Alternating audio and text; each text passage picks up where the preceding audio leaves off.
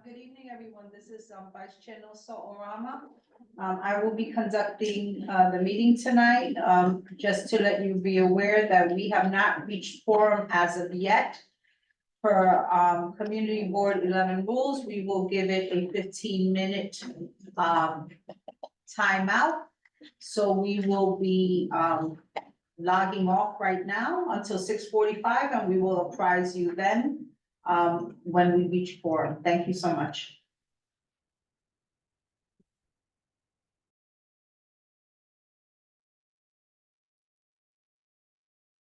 Good evening. My name is Nosa Orama. I'm the Vice Chair of the Land Use Landmarks and Planning Committee. I welcome you to the January 10th, 2024 meeting. Happy New Year to you all.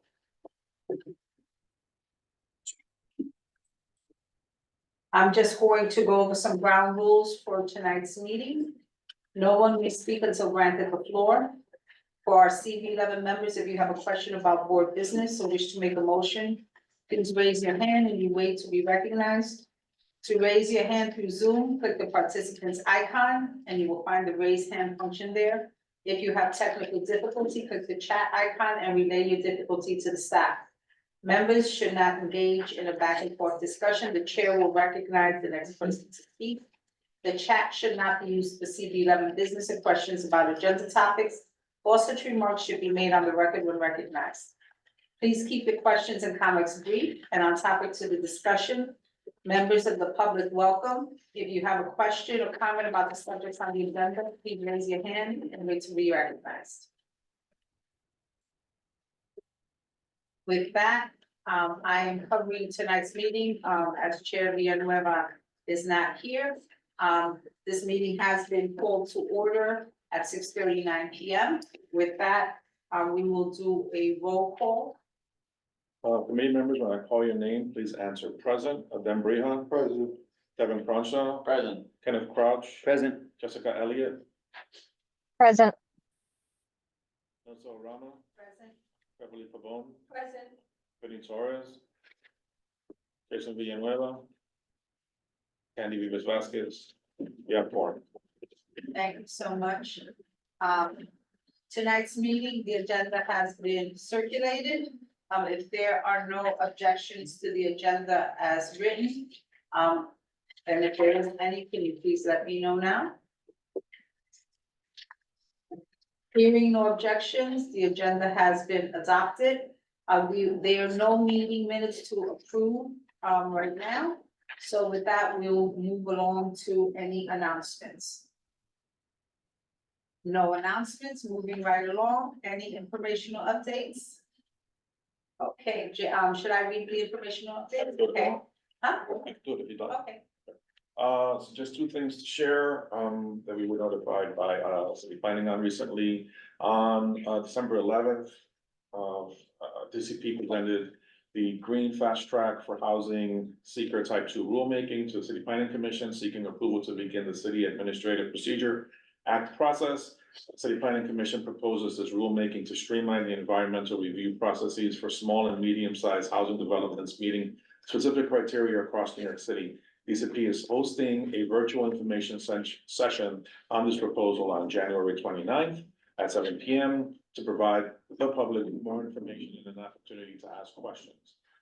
The Mayor's Office of Environmental Coordination will hold a public hearing subsequently on February 7th. Secondly, land use application N240-179-ZRY, gaming facility text amendment. DCP is proposing the citywide zoning text amendment to allow city licensed gaming facilities up to 3 casinos after having been approved by the Community Advisory Committee and then selected by the state's Gaming Facility Location Board in commercial districts C4, 5, 6, 7, and 8, and manufacturing districts 1, 2, and 3. 9 entities have indicated that they will be submitting applications for locations in New York City, 5 in Manhattan, 1 in the Bronx, 2 in Queens, 1 in Brooklyn.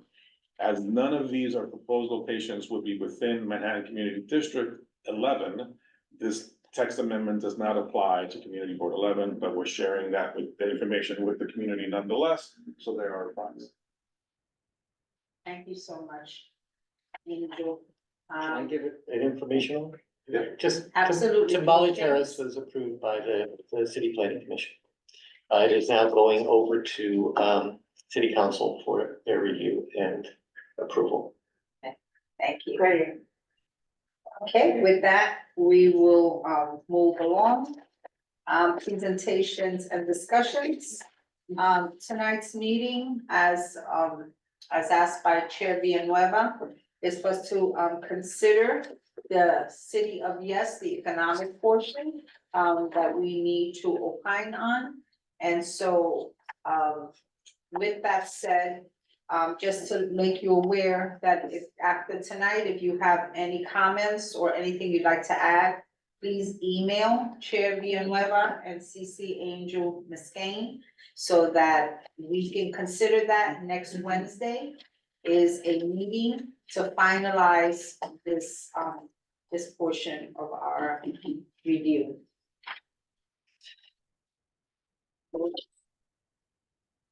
Continued consideration and committee vote regarding the land use application, City of Yes. I think that you just read this, but just in case, DCP proposes a citywide zoning text amendment to the zoning resolution to support economic growth and resiliency. The proposal will be one, to update use definitions and use allowances within existing commercial manufacturing zoning districts. These changes will clarify what commercial and industrial uses are allowed and define the circumstances under which they are allowed by amending the zoning use definitions. And two, add or modify discretionary actions that could be pursued in the future, including special permits of the Board of Standards and Appeals, authorizations and special permits of the City Planning Commission. And three, add new commercial manufacturing zoning districts to the ZR that could be applied to specific geographies in the future via a separate zoning action. The period for community board review began November 8th. And the Department of City Planning is still accepting comments and recommendations from community boards through January 31st, 2024. Our chair requested if that could be extended, and he was told unfortunately not. So it's important that if we are going to opine and get in a resolution as to what we would like to see, that we all attend next week's working sessions to finalize whatever we're doing this week. Okay. Would anybody like to start this discussion? George, would you like to do a brief recap of anything that you did in the presentation that you feel that the committee should remember or may have missed? Well, it's, 18 different topics. It depends on how, Chair, you would like to go over this. I mean, we can briefly discuss each topic. Okay. And then, you could decide whether there's more information you want, or if, you all have recommendations yourself, you can come to a consensus. All right. Would the committee like to do it that way, or is there something specific that you'd like to ask George or need clarification on now before we start? I have a few questions if that's Okay, okay. so maybe we can listen to Kevin's questions. Absolutely. And then we can answer that and then see how that fuels and then. Thank you. Yeah, and George, thanks again for all your incredible work on this and kind of getting this together and giving us a kind of decoding these changes. One question I have is I understand that as part of the changes, it'll expand manufacturing in commercial districts. Yes. And I believe you mentioned that this could allow for even heavy manufacturing in our neighborhood. And so maybe not heavy, but I guess my question is what kind of manufacturing would that entail and what would that look like in our neighborhood? Yeah, so not heavy. Oh, good. right? Okay, not heavy, To be okay. very clear, That's good to know. it would not be heavy uses. So heavy uses like, asphalt or slaughterhouses, like sewage treatment, all that would have to stay in the M zones, all right? And there are some M zones in East Harlem, but not very many. And they're only M1 or M1 performance, even Potamkin, the old Potamkin site is an M3 site, however, it is limited to M1 uses.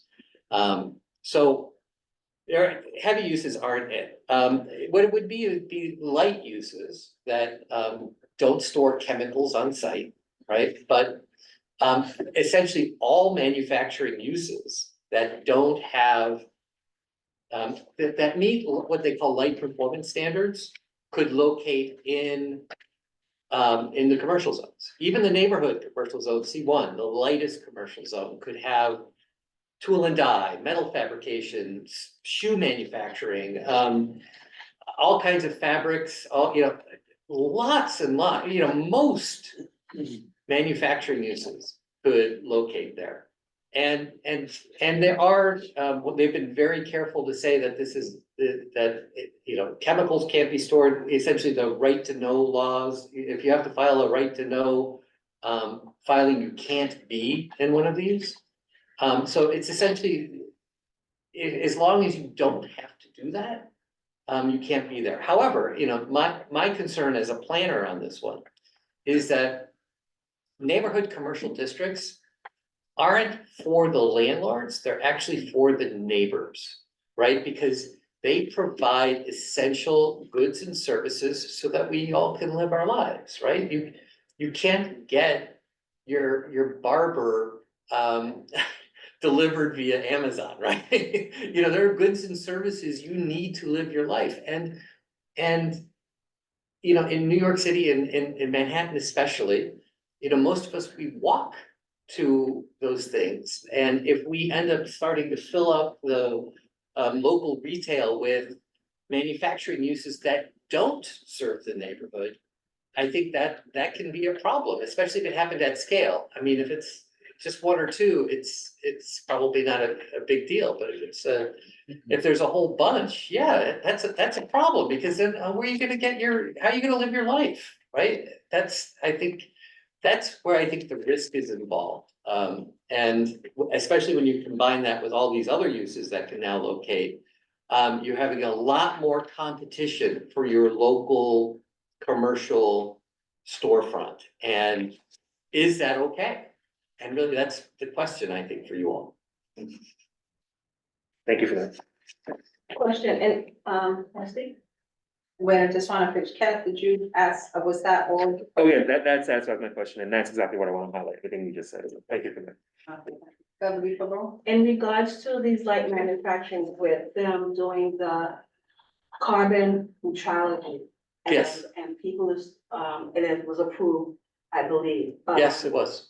So supplying energy, Yes. would that be part of the light manufacturing that people, because I've seen some advertisements where energy companies is asking for vacant lots to store batteries within the communities. So And, or if they're gonna be the ones that have the solar panels closer to the floor, would those be part of the light manufacturing type of businesses?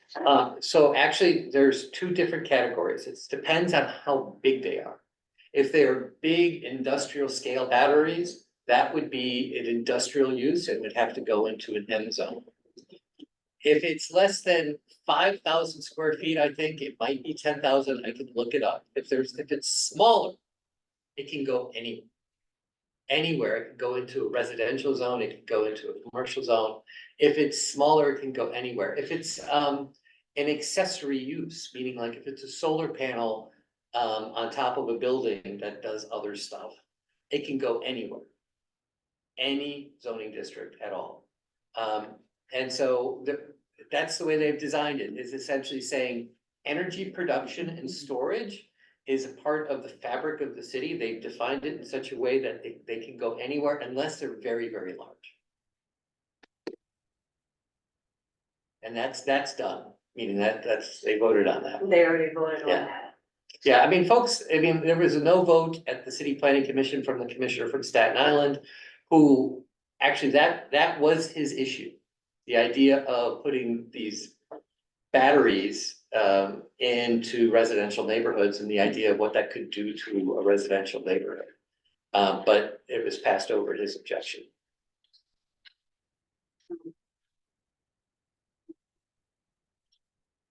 We're gonna go through. Is that, yes, do you have another question? Well, I pulled down the city, yes, with this little, Yeah. so, yeah. I've been looking all over for this for myself and went to the drive like, oh my, of course, CB11. Yeah, Everything he's I got need. everything. Why didn't it start there first? So this has been very, this has been very useful because it was so confusing. Yeah, With all these different tax amendments, 18 of them. yeah. In regards to, if we're gonna go by. But so then if we're gonna go, if there are no pertinent questions, then we're gonna go through it one by one. Sure. And then you can, and then as you're in category. you can do something. Would you like me to start? Yes, Okay, absolutely. all right, No, so, yeah. so. This is your section now. Okay, so topic one is allow non-conforming uses to reoccupy vacant spaces without time limits. So reactivate storefronts is how it's saying here. So the idea is that in some residential districts, you have stores, right? And those stores, are what they call grandfathered or non-conforming uses. Non-conforming uses is the preferred term nowadays. And if they're vacant for 2 years, they can't be reoccupied by that storefront. Now, there currently is an exception for our 5 through our 7 districts that are not in historic districts. And I think this exception, it's important to understand why this exception is there. It was written into the zoning in the 1970s when people were rehabilitating abandoned buildings in East Harlem and the Lower East Side, where they had these, abandoned storefronts, and the whole building had been abandoned, right? And they couldn't reoccupy the storefront with a store because it had been vacant for more than 2 years. And so they changed the rules essentially to allow it in the areas that had the most abandonment, which were the zoning districts they identified. And they said, well, we're gonna allow you to we're gonna suspend the rules here. You can just reoccupy it when you rebuild it. And so that's why that exception exists now. Now, I went through East Harlem and I was looking for where these places are, and most of those places are still zoned R7. And so most of those places in East Harlem are exempt from the rules, meaning we're changing the rest of the city to be like East Harlem. As opposed, so right now you have that exemption in place that's from 1976. So we don't have a time limit at East Hall. Yeah, I think, most it might be all of it, but it's certainly most of it. Okay. And that's just because most of the mid blocks are still R7.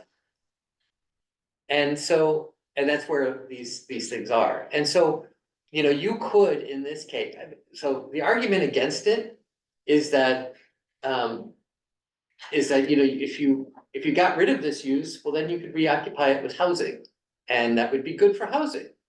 However, that's expensive, Yeah. and it doesn't actually work in East Harlem because, it's already exempt here. So one of the things you may want to say, since it doesn't affect you very much, is to not take any opinion on it at all. Because there are other community districts where this is a big deal, right? And they have very strong opinions. And here, it's not going to be. But, you may still have an opinion. You're free to do what you like. So I have a question if I can. Absolutely. So, so in these areas where you have, in these instances, are there any restrictions on uses? Or are all uses? No, they've got to stay, use group 6, or they can be a community facility, right? They can go to a doctor's office or something like that. Yeah, it has to stay a very light commercial use. But that also includes bars and restaurants, right? Which will now include nightclubs. Okay, yeah, that's gonna ask about that. So the uses groups, you said use group 6? Yeah, well, Is that yes, one? yeah. Or any other use groups? Well, use group 6 or lighter, so that means it can go to a community facility, like a doctor's office, or it could go to a residence. Okay, no higher than 6, Yeah, 7. that's right, Okay. that's right. So that also means transit hotels? So Group 5. Hotels is 5, you're right, and the thing is about hotels in New York City is that we need a special permit now. So they could not go to a hotel without a special permit. And it's only the ground floor, and so that. Oh, no, hotel on the ground. That's not gonna happen. Very small. Yeah. Very small. Not gonna work Check out. in and check out at the same time. All right, thank you. So are there any questions on what you said so far? Okay, No? number 2, what is number 2? Oh, right, lessening the differences between commercial districts. So right now we have 8 commercial districts, but in Manhattan, there's actually only there's only 6. There's C1 and C2, which are neighborhood districts. And then there's C4, C5, and C6, which are kind of central business type districts. And then there's C8, which is automotive, heavy commercial type of use. And you know, we have tiny distinctions between C1 and C2, right? And we have distinctions between 4, 5, and 6, but they're relatively small. And what they're saying is that there's really just too small for the modern world. You know, it shouldn't matter whether you can put a movie theater in a C2, but you can't put it in a C1. And so they're saying those distinctions aren't important anymore, and they want to get rid of them. And, you know, in my humble opinion is, from a layperson's perspective, it doesn't matter, right? Neighborhood commercial district is a neighborhood commercial district, whether it has a movie theater or not. And the way they designed it, or the way they're talking about it, I think is good. I think that the issue becomes really about the stuff we're adding to the commercial districts, which we're going to get to later.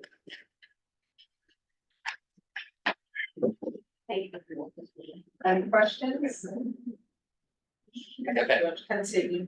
Okay, so small scale production. So the idea here is that we talked about this, manufacturing uses going into the commercial districts. And you know, again, my concern is not so much, you know, chemicals or danger from the manufacturing uses. It's really about losing the commercial space. And also the vitality of commercial strips. I mean, I think, you know, there are some in the room here who know something about this.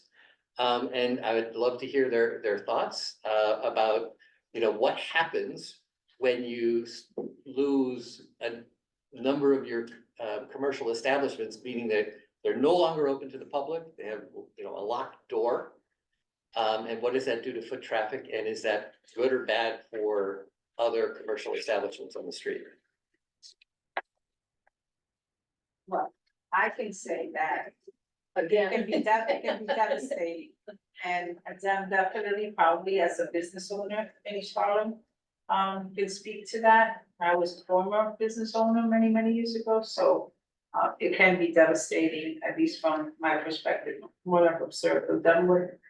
What are your thoughts? I mean, I've been saying for years it's bad. I mean, I think the first thing people think is, oh, you want more restaurants near you, that's competition, but like, it's hard being the only thing, right? You know, you don't have that foot traffic, people just going out, walking around, like, you know, in other neighborhoods, I feel like people go out, they don't even make a decision where they're gonna eat till they're out walking. Here, it's like, you know, especially like on First Avenue where I am, like, once you pass 96th Street, I would say, it's like kind of, there's really nothing there, you know, people talk about just like restaurants on like in East Harlem, right, they'll go like Rayo's and then they'll say Patsy's, and I'm like, well, Rayo's doesn't count because no one can eat there, and we have like one restaurant, you know what I mean? And then I'll give you another example, like just, I didn't realize like how much I think Target would impact my business, right? And like, that's saying a lot, like, I feel like if a department store like Target closed in another area, it wouldn't affect you so much, but like this holiday season, especially like leading up to it, you know, I was like, oh wow, it's a lot slower now because, you know, you don't have people shopping, this and that, so, you know, it's all related, you know, I would say similar businesses, different businesses, you know, and we have a lot of like weird businesses, like when you talk about like, to bring small scale production in there, like we have like auto body shops on side streets. Yes. We have a metal fabricator, and I'm not saying that I have a problem with that, but I might have a problem with having more of them. I hate to say it, like, I guess I care about the whole city, but I care about this part of the city the most, so even when you were saying earlier, like, about how we kind of have that exemption already with the R7 and Yeah. the grandfather things, it's like, weirdly in my head, and I could be wrong, I immediately went to like, well, then I'll vote no, like, that's an advantage that this community maybe has that the rest of the city doesn't, right? Like, why can't we keep a little advantage for ourselves, you know, so. Yeah. And that's frustrating, because I've been reading about what other boards are doing, and then I'm like, why am I doing that? Because we're all so different, Yeah. and like you said, like, one board's reasons is a lot different than that, so I understand the task the city has to try to make everyone happy, and that's an impossible task, so I'm really just looking at this as like, what would make us happy? Yeah, well, I think that's the way it's designed to be, yeah, it's good. So. So that's, you know, that's my concern about the small scale production and what it does with the neighborhood commercial districts, and, yeah.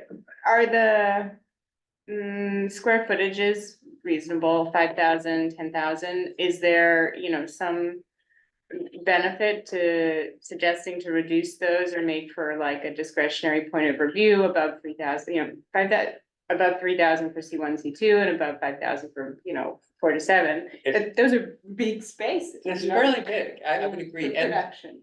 and I would also say this, it's not about the use, it's about the establishment. And one of the things we learned down in Soho NoHo, which they had these rules on establishments. And people would get around that because like the Nike store, it had the shoe establishment, it had the sporting goods establishment, it had the sportswear establishment. And it ultimately got around that by essentially gaming the system. And so if, you know, if you have enough money and you spend enough money on the attorneys, they can figure it out. And so it's not, you know, so I don't give it much credence. It is.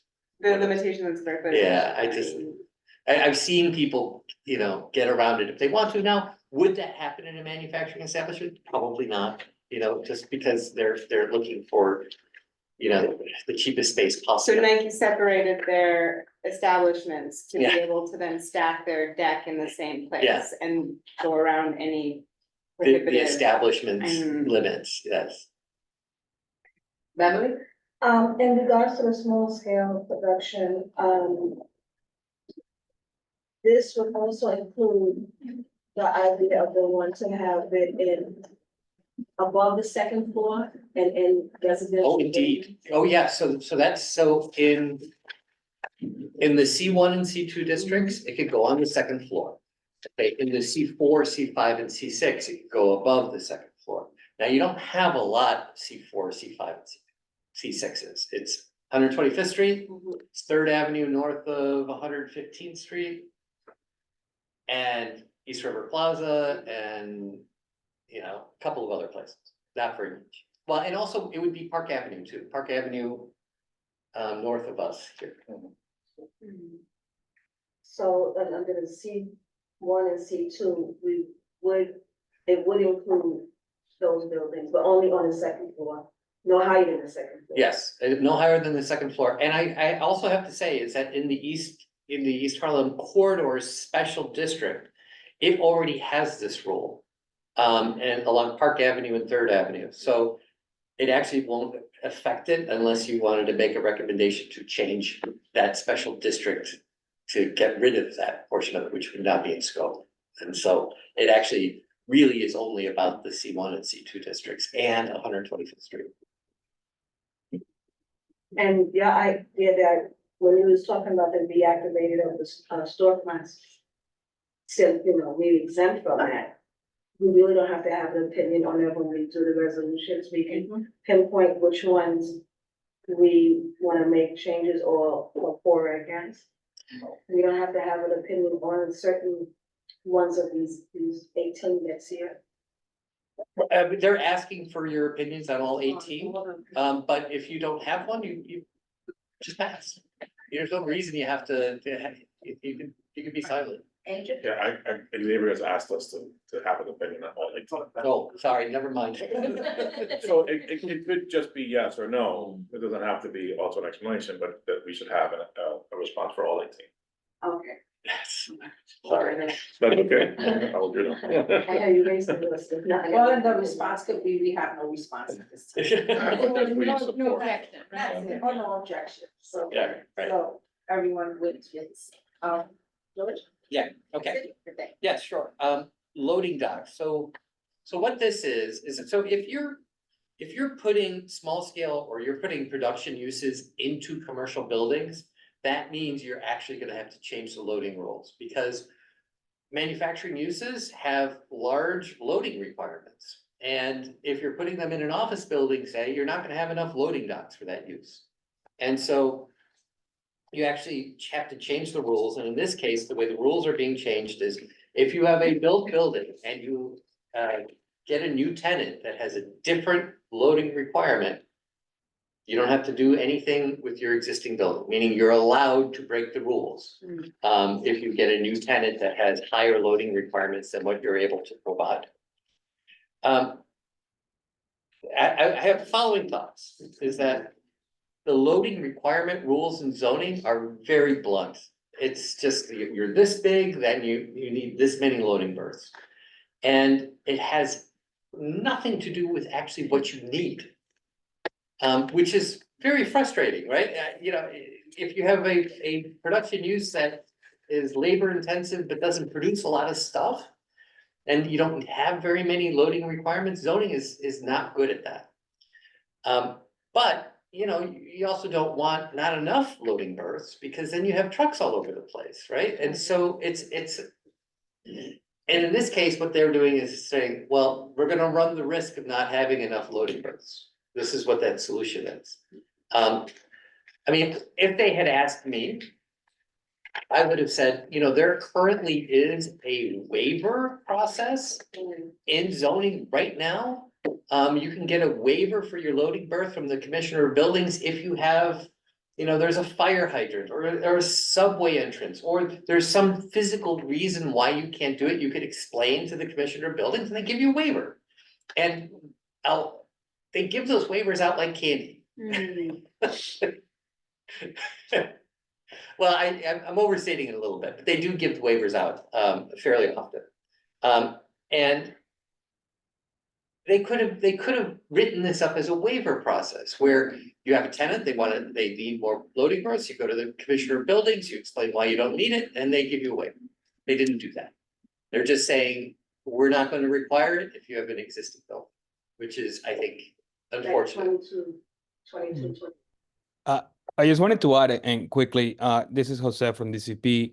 Although the waiver is available, you know, pointing out that it usually requires an action which adds, you know, thousands and thousands of dollars to a business owner or, you know, potential property owner that wants to, you know, proceed with a change that is typically, you know, related to the use group or the zoning that they were going to be allocating into this new building, you know, restricted potential uses like life and science, for example. Once you change a group from another one, you're requiring 2 loading berths instead of like the previously one that you had, and now you had to dig through, you know, the bedrock, specifically given the complicated area in Upper Manhattan in general with the bedrock and having to provide, you know, underground access to different buildings, which why we have the, you know, a lot of these parking waivers to start with.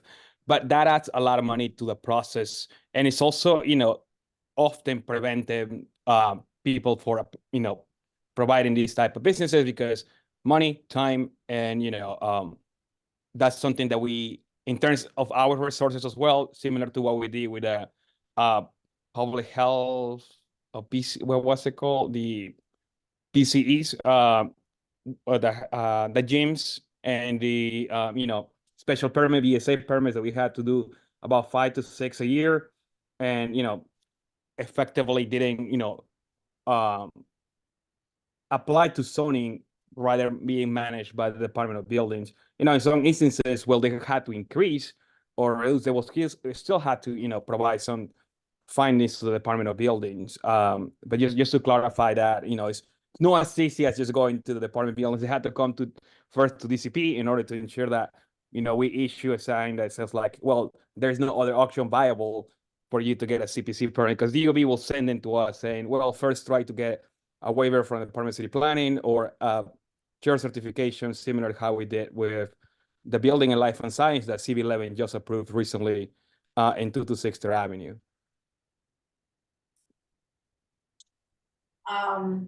With George, Yeah. you have a perplexed look on your face. Well, I mean, the DOB waiver doesn't go through DCP, that's the, for loading berths, it just goes straight to the DOB. Yeah, I think George was, referencing something. Yeah, I mean, so Jose is saying, what he's saying about time especially, I think is the issue, right? If you have a tenant, they wanna take the space, and you gotta go to the DOB to get a waiver, it takes time. And I think it's less about money and it's more about the time, some business, they wanna occupy the space, and it's legitimate. And so the question is who pays for that? Not money, but ultimately is that there's a risk that you're not gonna have enough loading berths and there's gonna be trucks on the street. And so is that an acceptable risk? It would all, the process, not just time that the process takes, but actually having a representative go through that process on your behalf to navigate. Yeah. All of that costs someone something. Absolutely. Presumably, so, and it's a barrier to. So my understanding of why this is here and why it may be non-objectionable on one, in one consideration is that, and I may be wrong, but I think it aligns with number 2, which has a provision to activate ground floor through increased permissions to combat vacancy. And also number 12, which is about a set of commercial streetscape guidelines. So if you are, reducing the need for additional loading docks that may or may not need to be there for some duration, right? It encourages a sort of higher quality streetscape. You can just circumvent the request to not have it. My concern is related to, and I think it's less of a concern and just something else to bring up, that I'm sure there's coordination between, and I hope, when I say I'm sure there is, I hope there is, between DSNY and their work on combating the sort of giant piles of trash that happen on the street when you have a big building and you don't have anywhere to put that before it gets picked up. It's more and more and more common further down on the east side when you have really large buildings. And I know with the rezoning, we may see larger buildings in East Harlem in the next decade, right? Where you have that same sort of condition of a lot of refuse that lands on the street of it.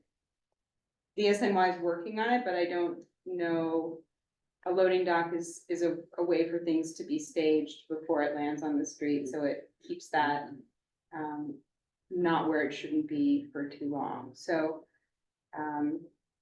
a lot of double negatives and points of question, but I think you follow me, kind of. So the point you bring up is a good one, notwithstanding your double negatives. So I think if you write it out, right? That can be included as we are crafting. Yeah. So that is a concern, right? So that we can just include it in there in a way that fits the rest of the. I don't object, but I want to make sure there's alignment, when you're saying Right. we don't want more of these things that, presumably handle this issue Right. in larger. And nothing says that any of our positions have to technically object, but they should be thoughtful, right? And, Absolutely. Adam? I think this was like brought up at an earlier meeting, but like with the small scale production, I think there's like a concern about where those uses are gonna really end up falling. I can't see somebody opening certain types of businesses in certain neighborhoods where the rents are very high and, more desirable stores, and it makes one wonder, like, will East Harlem storefronts start getting rented to like production that's serving the rest of the city? When you're hearing like, all that, so that's like a scary thing, because like I keep hearing, oh, let's solve the vacancy problem, but it's there's another angle, it's like with what, right? So, you know, are we gonna put stuff in there that serves this community? Are we gonna put things in from businesses that are not a part of this community to serve outside of this community, right? I mean, and I could see how one could say that's better than things sitting empty, but I would hope that, you know, with all this going on, and that's why I think I've been a little bit tentative on why we're even voting on this whole thing without knowing the housing component too. Right. Cause I just think there's a lot of factors that could, you know, revitalize our commercial corridors and get people renting stores and opening up maybe businesses that would serve this community and give a better quality of life to this community. And so that's why when I see some of these things, I'm like, this sounds like this is where this is gonna go, you know, like this is gonna become like a manufacturing zone and stuff, and it's a little like off-putting, to be honest. Can I follow up with that? Absolutely. Okay, so when we were looking at the rezoning, you know, from, I don't know, 5-10 years ago. We looked at the manufacturing establishments along Park Avenue. And they were exactly what you're saying, like the flooring place serves the Yeah. places downtown, there's a metalwork place that does this custom metalworking for Park Avenue apartments, there's a place that does hoisting and rigging, essentially if you're getting a big piano and you wanna. Yeah. Right, and essentially it's largely serving Upper East Side, Right. you know, and further south. And so there's a lot of evidence that this would be a very attractive neighborhood from a logistical standpoint, you're close. And so that's a very real risk. Yeah, there's also that bakery, that Mad Witch. Yeah, right. Right. And then there's the, something rabbit that produces food for charter schools. Yes, that's right. Right, most of which are not in our district. And now, on the one hand, though, they hire, and you know, you would like to think they hire locally to jobs, that's a plus.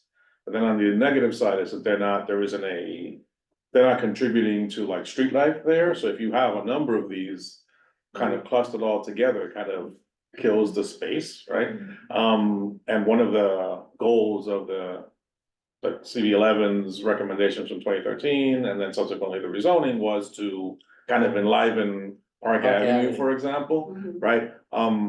So like I think it's something to consider in like balancing it, and then back to the loading dock thing. I think, you know, something that came to my mind is, you know, anything that could result in, you know, like if there's more trucks on the street, you know, that could compete with any number of things and create congestion, but also compete with like, you know, what about the idea of eventually, like someone mentioned garbage, eventually containerization, right? Which would do a heck of a lot, you know, with the rat population and all that. Well, if there's trucks all over the place, then, you know, like, how do you put the containers there, right? Or if there's demand by trucks for that space, how do you then potentially change that space to house, you know, containers? Just kind of balancing these ideas. And also regarding the loading docks, if, like with 226, depending on who's the occupant of that building, or the type of business that building's like a life science is in there, that will determine if you need more loading docks or not, depending on who they rent that space to. So that's the way it works now. And they want to, for in an existing building, that's the way it works now. And then, they want to get rid of that. That's what this rule is about. Right, but in that case, right, George, like, there was a set requirement of a bunch of loading dock. Yeah. And then what's going in there doesn't have that demand, so what they were asking is to be required to provide quite as much loading dock. What you were explaining before is that it could be the other way around too, and that's what could result in all the trucks outside, Yes. right? That's. Where like if you reduce sorry, the that's- requirement, right? Yeah. I'm just saying it in like, you know, clumsy speak, and you're Yeah. saying it in English. You know, like if you have less of a requirement, now you have less capacity there. But if you change the use, now your tenant is something that needs a lot of loading, now they could end up in the street. Yeah. So it's the I- kind of the that's flip right. scenario. And so my concern is that if you have a office building going in, or you have a building where you're not sure what the tenancy is gonna be, you're essentially gonna put as few dots in there as you can, because that maximizes your ground floor commercial space, right? And so you get more income producing space. And then when you tenant it up, it may or may not work. Right. You don't have so many of those types of districts in East Harlem, meaning you're not gonna be getting many new big office buildings, maybe on 125th Street Park. But that's really, the only place, where that would be a risk. So, a question based on what I'm hearing. Is it a possibility that within our resolution, we can speak to our concerns, like Thomas mentioned, and Angel and Mhm. companies that are here that are taking space, but really are not working, with product that's really specific to East Harlem residents, it's more on the outside. I could think of one, in La Marqueta, which I won't name, that for lots of years, I know Angel. Did not, no matter who you spoke to in the community, did not feel that they were just Yeah. taking up space here, they were incubating and they Yeah. were making money. And they finally left, and everyone thinks they did such a hot job. So can we, should we consider, speaking about our concerns about oversaturation of certain businesses that may come here, like let's say manufacturing, that would not be in the community where we can, recommend Right, a certain number or certain kind of formula that could be applied within the community or within a block usage or something like that, so you don't get an oversaturation of too much of certain uses. if I may, there is actually, I think, maybe a zoning solution here. Okay. Alright, so when DCP was talking about this, they often use the examples of bakeries and brew pubs, right? Which are completely fine because they serve the community. That's really what you're talking about, right? You want uses that serve the community, and they can be manufacturing, but you gotta sell to the people in the neighborhood, right? And so we would call this, like, you'd have to have an accessory retail component, meaning you'd have to have your doors open. Right. Or you could have a retail with an accessory manufacturing. That's all component. right, that now. All right, it's either one or the other would work, right? And essentially that's how you get what you want. You have to have an accessory retail component to it.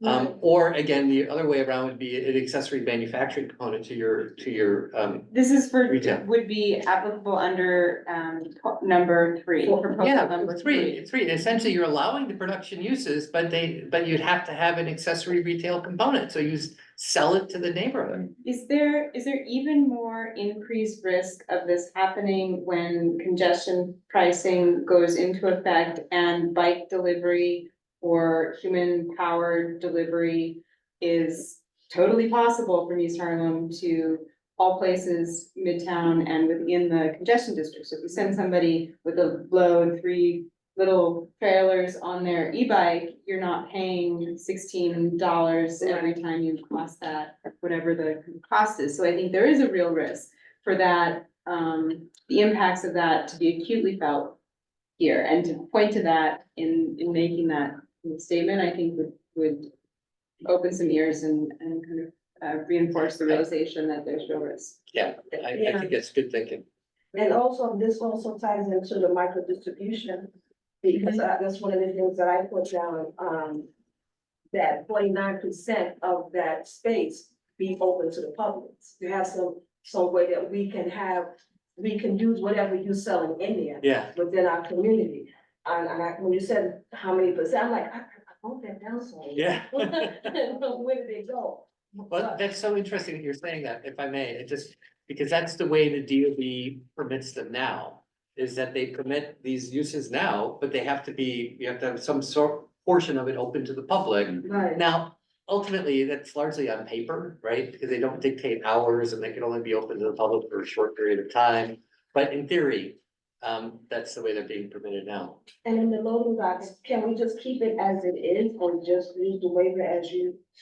Well, the waiver would have to change, because the waiver is for physical requirement, meaning like a fire hydrant or subway entrance or something like that, right? And so they would have to be a modification to the waiver itself.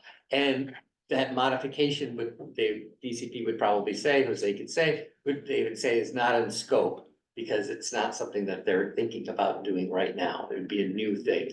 But it could be something that you say no to, and with the recommendation that they come back with the waiver, right? That's the way around it. All right, so in the interest of time, Yes. because it's, we've been discussing this, Oh my but we're goodness. only up to what, number 5? Oh, my goodness. And Okay. we so- have 18, so. Yeah, we're some of going the, to some of the go ones through at the end will go fast. Yeah, so we're gonna go through this like with an executive, high level, go ahead. Okay, so upper floor commercial, again, the stuff that goes, above the second floor is mostly already you can do. This is really about the second floor. And so in the C1 and C2 districts, right now you can do 1 floor commercial, but not on the second floor. And so this will allow it to go on the second floor. And the question is this anti-housing? Because essentially that commercial floor area would come out of your residential floor area in new buildings. Now, in theory, in existing buildings, you could also convert a second floor unit into commercial space, but that's gonna be logistically very difficult. I don't think that would happen very often, if at all. But in new buildings, it might. And the big thing to understand is that there's a separation of use between commercial and residential. There is a separate, there is a separation of use, yes. Like a physical, If it's above or on the Height of same wall. floor, but if it's below, there isn't. okay, Right, so if you could have first, second, and then third. residential right above the Okay. second floor. Okay, But they would have separate entrances? Yes, they would have separate entrances, absolutely, separate egress, as they say. Okay. And so really, to me, how many places have second floor commercial? It's not that common. But it does happen. We did a survey in my own neighborhood. I went out and I did 100 different buildings, and it was about 22% of the buildings had second floor, commercial uses. And that's higher density, so it would probably even be a little lower, up here. But still, do you want to leave that decision to the landlord? Or do you want to just have as much housing as you can? Sure, Vice Chair, that's a very good question. Yes. And so in C2 and C1 uses, those are generally more lucrative than a residential use.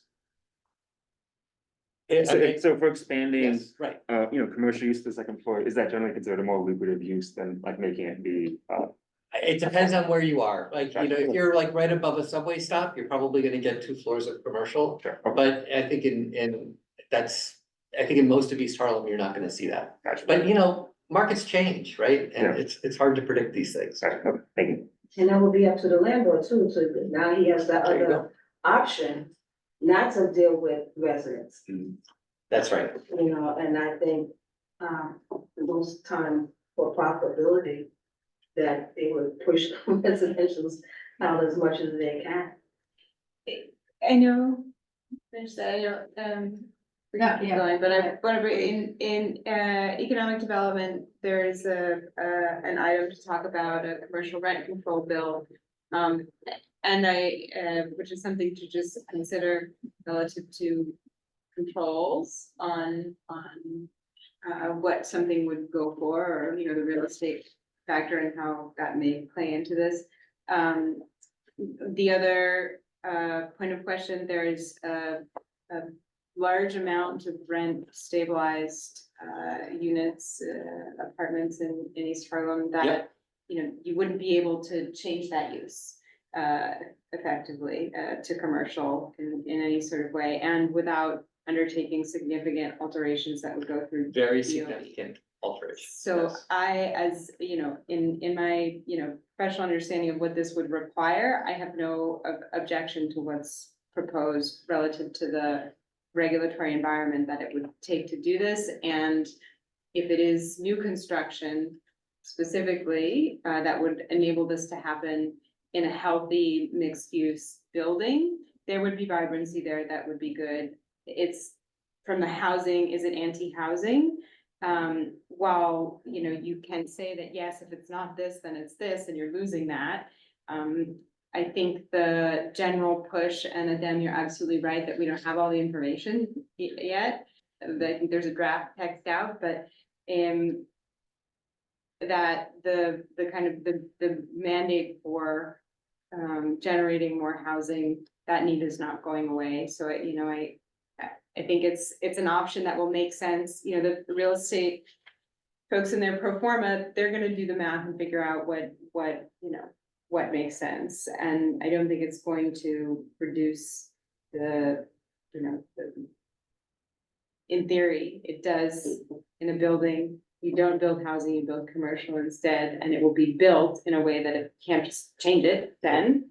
It's not That's right. swapping, Mhm. but I think the push to produce housing will be in the next, when the rates go down, and the next kind of cycle will be so enormous that this is a good option to have. I agree, and it's all, in our district, we have to keep in mind that the desire to build more commercial is gonna be subject to demand. Like, we have commercial space now Yeah. that's laying empty, Mhm. right? So, So, just it's another thing, because I'm not gonna talk too much tonight. I'm gonna keep saying that, I'm gonna say. Alright, next. So, number 6 is, the changes of use groups and uses. You know, I think they did a good job here. I think that 18 use groups was unnecessary. I think collapsing them is fine. I think the redoing of the uses and tying it to NAICS code, which is a federal standard, was smart. But it's still customized, so it's still New York City. You know, you may have some comments on the details, like what about this particular use or that particular use, which I think would be legitimate because they changed a lot. And whether they got everything right, you know, is open to question, but on the big picture, I don't really have any comments about that. They needed to be updated 40 years ago. So, long time. Just a point on that. So, you know, I think, yeah, that's a great one. I personally was shocked when this was proposed because I got used to working with the 18 groups and already, you know, being able to see what's allowed and not allowed. So this change is massive, but it's also highly needed. I know there's some other community boards that I have been visiting that have raised concerns about, you know, the uses that are being collocated. So we haven't eliminated any use. What we had done is kind of like concentrated into use group 6 mostly, which is the most extensive list. But when you look at the actual text or the annotated text, you have particular requirements for those uses. So there have been some concerns of people saying, why will I allow a crematorium in a C2 district or so? But and you look at the actual requirements within that use group, you will see that it requires either a special permit, there are site restrictions, there are, you know, different things that will applicable for, you know, this use group to happen. That the use group is following, and I always forget how to pronounce this, the NAICS classification, but it's the you know, the federal laws. So that makes it also easier for enforcement, which has been something that we had, you know, heard a lot from community boards, and is also from, you know, Department of Buildings, Department of Health, and others in classification and on also in inspections. So just a quick point on that, but I'm glad to hear that, you know, you guys are that George agrees with that use group reclassification.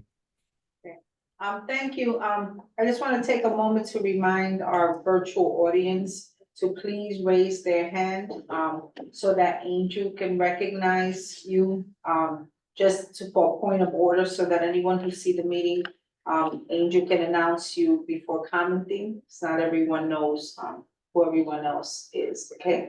So thank you with that.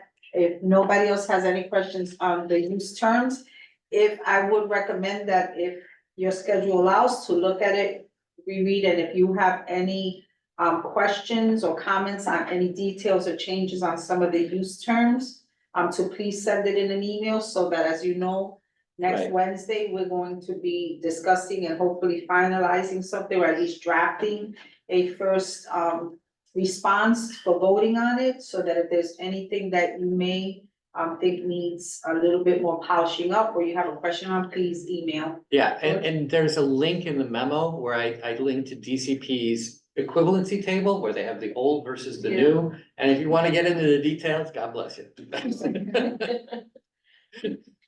It's just you had such a good recommendation, the details. Okay, with that, we're gonna go to urban agriculture. Yeah, so urban agriculture, so currently agriculture is strange because you could do it in a residential district if it's outdoors, but if it's enclosed, you gotta do it in a manufacturing district. That's the way it works now. And what they're saying is, well, you know, if you enclose it, you can also do it in a manufacturing or in a residential district.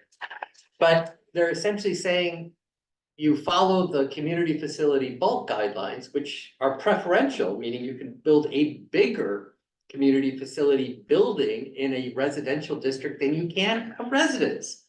And so it's one of the odd things, I thought it was a drafting error, but it doesn't appear to be. This appears to be intentional. So that in your R72 districts in East Harlem, you could put in very large agricultural buildings. Now, will people do that? I don't know that they will, but you know, the thing about policy is that you don't want to encourage things you don't want, right? You would Right. rather have housing as opposed to very large agricultural buildings, because cities are for people, they're for people to work, they're for people to live, they're for people to recreate. And I think it's fine to, you know, agriculture is fine, but you don't want it to replace people. You want it to be accessory, you want it to be gardens, you want it to be greenhouses. I just, you know, the Bronx is our neighbor, and I think where this may be appropriate is where there is you know, ample open space, and the sort of density of housing production is not quite as Needed. yeah, right, as or appropriate. I think urban agriculture, you can grow a lot of food in advanced. But why wouldn't you do it as an accessory use to a residential?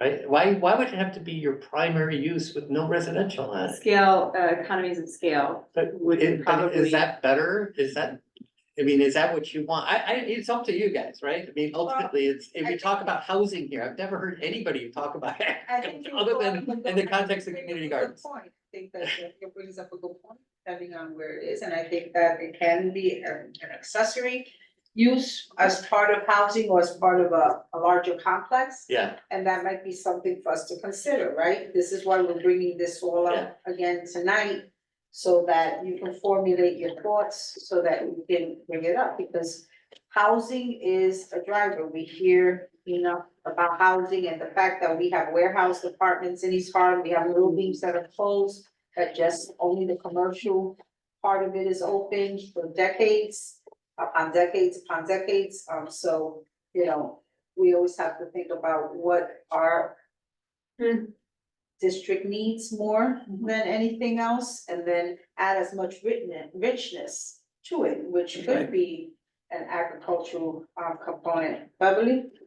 In regards to the agriculture, I know Georgie was talking about, with the cannabis being part of the agriculture, yes, and they're able to sell on that same spot, wherever, you know, wherever they're growing at. yes, except I think they still need a state license. Okay.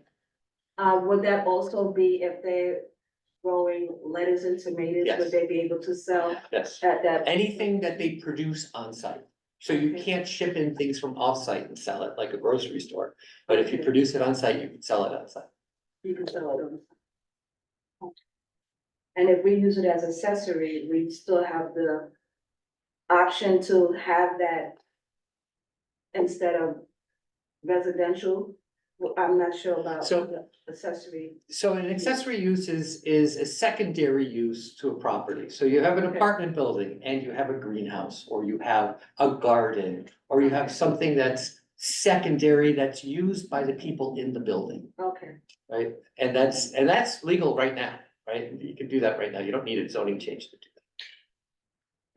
I mean, is there a value in sort of taking a good faith assessment of like, what is the risk of 15 giant indoor agricultural, some excessive number, or even 3, right? That would locate in our neighborhood and produce conditions that were, counter to what we want, which is housing. What are the chances that that would happen? Does the market provide conditions where that would in any, sensible way happen? And I think it's probably, chances are very low that that would happen relative to, unless we're growing some sort of like super microgreens that are feeding like fancy restaurants here, there and elsewhere, and somebody's gonna bike them and the carbon footprint is 0, or whatever. But that's a very, the chances are super low that this would cause a problem here, I think, relative to what our market demands are in the real estate market of East Harlem. Just a follow-up on it. Okay, Would just that- quickly, because we have still 10 more to Wouldn't go. that change if we get influx of people buying up property in East Harlem and they combine these lots in order to do this? That's my concern. I've always had that concern about, people coming in here with big dollars, corporate, real estate companies, and buying up lots or buildings, and then combining them and doing just what we don't think is gonna happen yet. I think it's, you're not being unreasonable when you have concerns. We don't know what's gonna, I think what Jessica's saying is right, it's probably unlikely, but we also don't know. Right. I feel very comfortable about the future saying, I don't know. And the possibilities with that. Right, the possibility is there, and you wanna legalize the possibility. Okay, good, next, all right, the next was life sciences, okay, so. Okay, so in life sciences, this is something that they wanna make it easier to place life sciences, and you need a little background on this. So up until 2016, research laboratories, life science research laboratories were considered use group 17. They could only go into manufacturing zone. And that was considered a problem. The EDC said that this is a very important industry. They had Life Sci NYC, was the idea of bringing all these life sciences into the city. And so they didn't change the zoning. They got the building department and the EDC and planning to agree that life sciences would be considered use group 2 and higher, meaning so you could, I'm sorry, not use group 2, C2 or higher, meaning it could go into commercial zones, not the lightest, but a lot of the commercial zones, and higher. At that same year, in 2016, the Department of Health changed the health code to say that if you are a life science, certain types of life science research laboratories, you have to register with the Department of Health because these laboratories constitute a catastrophic risk. The same year, right? So we're making them easier to place in neighborhoods, and then we're requiring them to register with the Department of Health because they need to know where they are in case there's an accident. And so what this does is it makes it easier to cite these things. They could go into any commercial district. You can go into a residential district if as long as you're on a campus. And as far as I'm aware that, you still need to register with the Department of Health. And if you ask the Department of Health to give you that list, they won't because it's an untenable security risk. So it's a secret list of all of these sites. It reminds me of Oasis with the state, with the citing of some of their facilities where you try to get information and you won't get information and they'll cite them in your community, even if the community doesn't. Right. So, something to think about. Yeah. I just want to be very clear. I don't know anything about this stuff, right? I don't know anything about life sciences. I just want the government to be speaking with a single voice, right? And I want them to agree Like, you know, are these things a risk? And if they are a risk, should Right, people be yeah. concerned about putting them in residential or light commercial areas? Anyway, that's all my thought. I think, my understanding of life sciences is there are many different kinds of. Absolutely. And some are risky and some are not. True. And so I think that further, sub-classification to lump everything together as life sciences and expect us to, you know, to eat it for dinner without any questions, it's, you know, you can't, I don't think that's right. They could have said, if I may, life science uses that require a Department of Health registration should not be developed as of right and should need a special permit to locate anywhere in New York City. I support that. They could have said that, verbatim. right? Yes. And I and think they that's did something not. we can say. And then it comes back to you. They have to explain the risks. They have to talk about the potential risks and the safeguards, right? And then you get to say on it. And I think that's So- good. So the comment that I made in my review was to include a community board review requirement or some special permit type for operation, and but only in instances where it matters. I think there's some Exactly. life science that's really, it's good business. It's good for, you know, it's good for the Absolutely. community, it's foot traffic, it's safe. You know, they just want a good place to, you know, to conduct their business. How do we differentiate between that and what's potentially? But let me risky? just ask you to clarify what you just said. So you're saying in instances where you need a special permit, they should come before the community board, or are you saying that all life sciences should be declared to the community board, but in instances where there's something else needed, that we should be aware of all of it, but we should have more care and more review on the ones that may pose a concern? Or are you just saying, not knowing all of it, but just those? I think, you know, I think all community boards have a license and permits committee that reviews things that come into the neighborhood. You know, whether there is a process of review and approval to be aware, right? Or, you know, a notice of citing, if that is appropriate for life sciences. If it's innocuous, great, welcome. Welcome, If there's yeah. some level of concern, not determined by us, because who do we know about life sciences per se, but determined by some classification of the Department of Health relative Yes. to the very specifics of that business, for us to then be made aware of that and have some, whether it's that they need a special permit or whether it's that we need to just, you know, have some awareness and have assurance that their building is gonna perform in the way it should, and that their waste is going to be, you know, disposed of in the way it should, and that they are registered. So I think some level of information and then, you know, awareness would be valuable. Okay, Angel? Yeah, actually, I had a question for Jose, and Jose raised his hand.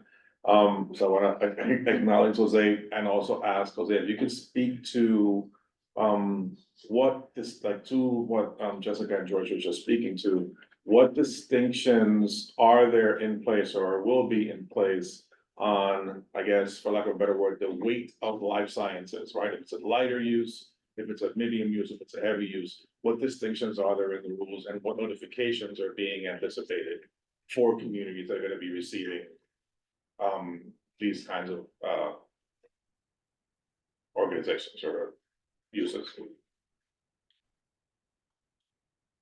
Jose, I believe you're muted. you're muted, buddy. Good. I'm gonna, Yes. great. Yeah. No, thankfully, you know, I raised my hand because I, through 2 to 6th Avenue, I, you know, work a lot in life and science, you know, proposals. This actual proposal, is modeled after East Harlem, believe it or not. So the 2016 memo that was pasted on the chat right now has the definition of what a life and science, because at the moment you don't need a special permit or any other action to have a life and science building that is what we call a dry life and science, which is, you know, more about the research and laboratory. So you do not need a license in any of those commercial districts within the East Harlem corridor. This is as of 2016, part of the rezoning, part of the Life and Sci that is called EDC proposal. This, this actual proposal, now that we're in place, will, adopt those, definitions that are in the memo that I pasted in terms of like, let me just ensure that I have the right language, that these are limited to, research and testing only, and that there are no preclinical studies and clinical testing, and do not carry directional effects if applicable, that they meet the necessary environmental health and safety guidelines as agencies from FDNY, National Fire Protection Association, Department of Health, Department of Mental Hygiene, Department of DEP, DEC, EPA, National Institute of Health, Center of Disease and Control. So all of these are, what will be essentially getting that the license approval kind of certificate of occupancy that do not go to DCP, but will be able to locate in commercial districts. And that is for dry locations. And then there is what we call wet life and science buildings. We kind of like the blood center and other, proposals that will require further, environmental standards on this to be located, and they're located and they're allowed to locate in different zone commercial districts. And I had that open here. If you just allow me to get that here in C6 and C2 districts, but a special. Oh no, yes. So the special permit we made available to all of this to all of the districts, but the special permit, is a discretionary action that will require environmental review analysis, community board review, city council approval, to co-locate within, that is the no-for-profit research laboratories. Right, okay, so let me just correct a couple things, because the BSL, biosafety levels, there's 1 through 4. They are not discussed in zoning at all, and mostly they are completely unobjectionable, meaning they wouldn't have risks of fire or explosion. It's the concern of the Department of Health, which they gave all of these examples, which frankly were slightly terrifying, of laboratory accidents where these pathogens escaped. They're not discussed at all in zoning, right? And so zoning would not really deal with it. It's all about registration with the Department of Health. And this is new. I'm saying, what I'm saying right now is there's zoning over here, and it doesn't deal with what the Department of Health requires with this registration. And then there's the Department of Health over there. And I think, by saying that there would be a special permit, the special permit is triggered when you have to register with the Department of Health. And if you have to register with the Department of Health, then you need a special permit. That's a better way of doing it than the way it's done now. Right, Sorry. right. No, I think. Sorry, Jessica, I didn't hear your question. The question was what George just described, as far as if you have to register with the Department of Health, then you have to get a special permit. That is not the way it's That's done not now, what it is. and that's not what's being proposed, correct? No, it's with the Department of Buildings, permit. That's right. And so to make a recommendation that coordination and, integration of environmental health and safety be pointed to or suggested by or regulated by a point in zoning, that seems like it would make a lot of sense. I would agree. And protect neighborhoods like ours. Level of bio 1, Yeah. 2, 3, 4. Well, it's fine, whatever the Department of Health requires registration, right? It shouldn't, they're the experts, right? If they require registration, then you have to register. Then you have to get a special permit. I don't know, I mean, it makes sense to me. Yeah. It seems like we have something to discuss there, and it seems like that makes sense. Question for him? Okay, So I would not support on those Yes. grounds. It's in regards to, Recommendation. them saying that it had to be defined and close to, campuses? How many campuses, how close to the campus It has to be on the campus. So if you have like Memorial Sloan Kettering, like a big, or Rockefeller University, Right. you could cite one of these in a residential district, because those are often in residential districts. And so if you have a big campus that's more than 1.5 acres, then you can get a special permit to put it in a residential district. But we don't have that here. Proton Center is not a campus, correct? I don't think, I mean, but you might in the future. I don't know, you know, it's not impossible to have it in the future, but that's part of this. That's part of the recommendation that they put out there. Thank you. Next, Okay, nightlife. So the big change is allowing dancing and music with covers in all commercial districts. It would be size limited in C1 and C2 to 200-person capacity, unlimited size in C4 and higher. And you know, this is one where I hear vastly different things from different people. Some people say, right, this is something we want. And other people, like, I was talking to Carnegie Hill people and they were like, no. That's how we're gonna put it. So I mean, it's really been fascinating to hear different, I mean, really, it needs your input, right? I mean, it's gonna make it a lot easier to have nightclubs. Right now, it's really hard to have nightclubs and this is going to get rid of a lot of the rules. Was that, I'm sorry, George, you said unlimited in C4 and what else? C4, C5 and C6 Thank you. and M. So, you don't, again, it'd be Third Avenue, East River Plaza, Park Avenue, 125th Street. you also have to consider that there are some establishments now that may not classify themselves as a nightclub, but act as a nightclub and have, we've had some complaints from people, you know, they've come to licenses and permits and others. So I think with whatever we opine, we need to think about like Carnegie Hill neighbors, right? Like, or is this really desirable for here and where exactly it would, you know, where would make sense and where would fit in and how it would fit in the fabric of our community. I would also say 200, I'm sorry, just 200, it's pretty big. I mean, it is at the right size, right? Absolutely, and manageable. think about, yeah. I was That's just, fine. on the way up here, I was walking in Chelsea and walking up the 7th Ave or something, and the amount of smallish coffee shops that are closed at night. You think of use intensity. If a business owner has a coffee shop during the day and it turns into a nightclub at night, well, then you get double your whammy. So if every coffee shop in East Harlem all of a sudden turned into a nightclub, is that, you know, what we want?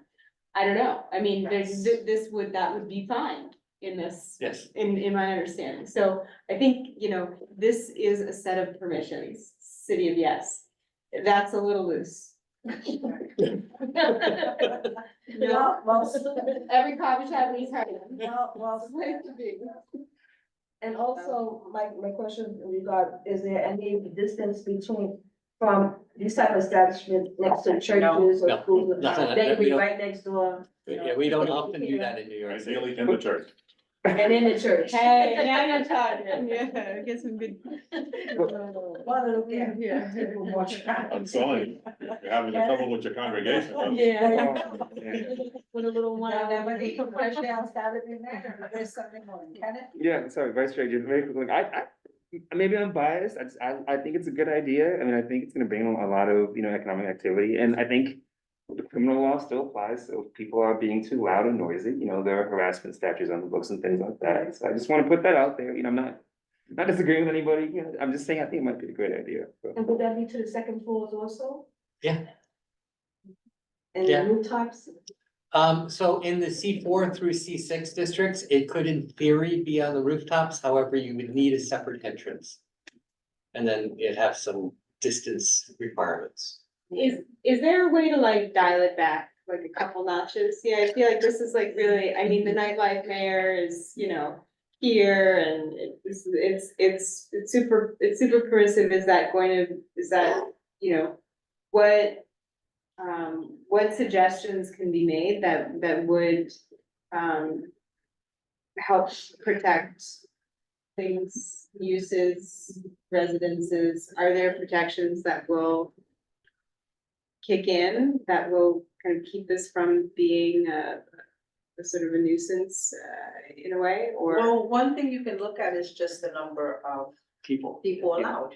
Yeah. Is 200 good, in your opinion? There should be 100, be 150? Should it be 300 for the large, you know what I mean, like that might be, you know, it's not to debate it here now, so we can move forward, but. You know, it's not only just like what you're saying, but looking at the amount of people that are specified. And is You it, know, is it considered a place of assembly as far as? Yeah, I think you would need a place of this, I'm pretty sure. A certificate of You might know better than me. Well, I'm just trying to do the math as far as calculating how and many. is there a certain amount of square Right, foot that right, you need, that's so why you it's can still- have like. How 200 big could these people. things be? Like in my auditorium, I can't have more than 340. Right, so you know, relative to. what you're And saying. 340, is that right? That's a big auditorium. Yeah, cause it's a school, it's an old school. Even for dancing, like a dance. No, but it's an auditorium. Well, that's again.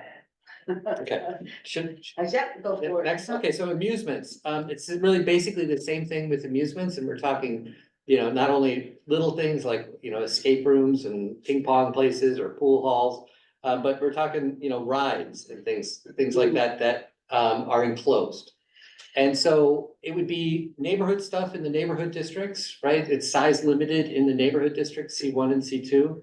But in the few C4 and C6 districts you have here, they would be of unlimited size. And one of the things I like to point out is, you know, think about this from a regional perspective. So you have East River Plaza, which is a C4 district. C4 district, and it's lost a lot of tenants. And so as of right, you know, Disneyland could come in and buy East River Plaza and turn it into Disneyland in New York City, or Six Flags, or whatever, right? And that could happen as of right, because it would be of a limited size. Which, other than bulk, right? I mean, the bulk rules still apply. I just throw that out there as like, you know, it's a possibility. I'm not saying it's likelihood, but these rules would make that possible. I have no problem with that. Okay. I do. Over there. It's just one of those rare, Yeah. where I disagree with George. I'm not disagreeing, I mean, No, listen, Angel? No, I'm just saying, like, this is if you wanna take a picture, one of the rare Yeah. instances where I disagree with George. So yes, that's I guess, what could be, but like he said at the end, I think it's unlikely. Yeah. I think what is more likely is, you know, in like, at East River Plaza, unless you're gonna tear the thing down, which I also think is unlikely. Given that they have the ability to build on top of the thing. Right. I don't see, like, if I was owning it, I wouldn't pass up that opportunity. I would try to maximize what I already have, right, and then add to it. So if that building could turn into like an entertainment kind of mecca thing, like a New Rock City or something, where they have like big amusement, I mean, like, what's not amusement, what's the arcade thing? Yeah. Dave and Buster's or playrooms and all this kind of jazz. I think that could be a good thing, and I think it's more than likely what could possibly happen there. Or at least it's the thought, it's my thought of what could possibly happen there. And I think a lot about, like, when we were talking about this Target thing a couple of months ago and everyone's getting all upset about it. And I shouldn't be shrugging, but like retail's dying a lot of places, so it's kind of, you know, anticipated in a way, no matter how much it hurts. So like, how can we get creative about what could take up that big old space? So I think, you know, if this is. Bowling alley. If this, right, a movie theater or whatever, like if this is opening it up to potentially, you know, those kinds of uses, which, you know. Bring like positive activity and positive energy, like, you know, like we were just talking about the club, you're gonna be dealing with a bunch of. You know, Interesting. no, go ahead. Yeah, but if you have like amusements, it's like families and kids and all kinds of nonsense. Anyway, that's all. Yeah, like what is it, Chelsea Piers or something, does something like that? Right. Just an activity, I can see that vision, yeah, for sure. Home occupations. Okay, home Sounds like occupation, someone so- storming your house. So this expands the home occupations that we already have in East Harlem, along Park Avenue and Third Avenue. Where you could have up to 3 employees working out of your home. You could have 49% of your home to be used for business purposes. And there's no upper size limit. Right now, we were limited to 1 employee. You could only use up to 500 square feet at max. And there's a whole list of uses you can't do. Those list of uses are going away. So things like you can't have a barber shop in your home right now. And they're gonna get rid of that along with all kinds of other things like beauty parlors, kennels, electrolysis studios, pharmacies, real estate. That you can have, What's that? that you can have, if. Yeah, so now you can have those. Can't have a pharmacy in your apartment? What I you was just, can. I just. Wow. No, now you can with. So In a- they want to change it so that a pharmacy would be legal, yes. In an apartment. In an apartment, yes. And so then, like I mentioned before, my concern is, where does it then, how does it affect housing regulation? And buildings that may be co-ops or condos or subsidized affordable housing or something under light tech or anything like that? How do this changing of this affect? Right, so, That. so your rules, your co-op rules, your condo rules, your They leases supersede? supersedes, right? I mean, you have to follow that. Doesn't matter what zoning says, Okay. right? You have to follow whatever it says. However, if you have a condo that just says you can, you have to be governed by the law, right? You can't do anything that the law doesn't allow. If you have something open-ended like that, well, then it's gonna be effective.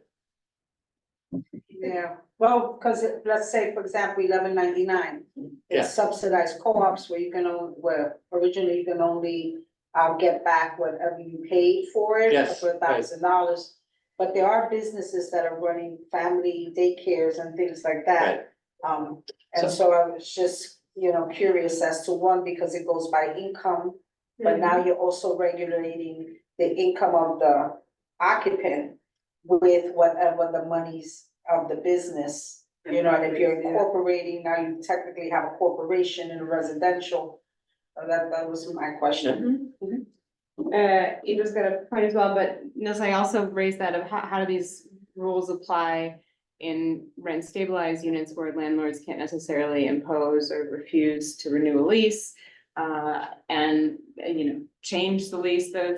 Those types of things aren't so flexible where you can, in a market rate, impose rules. I think we have an incredible amount of,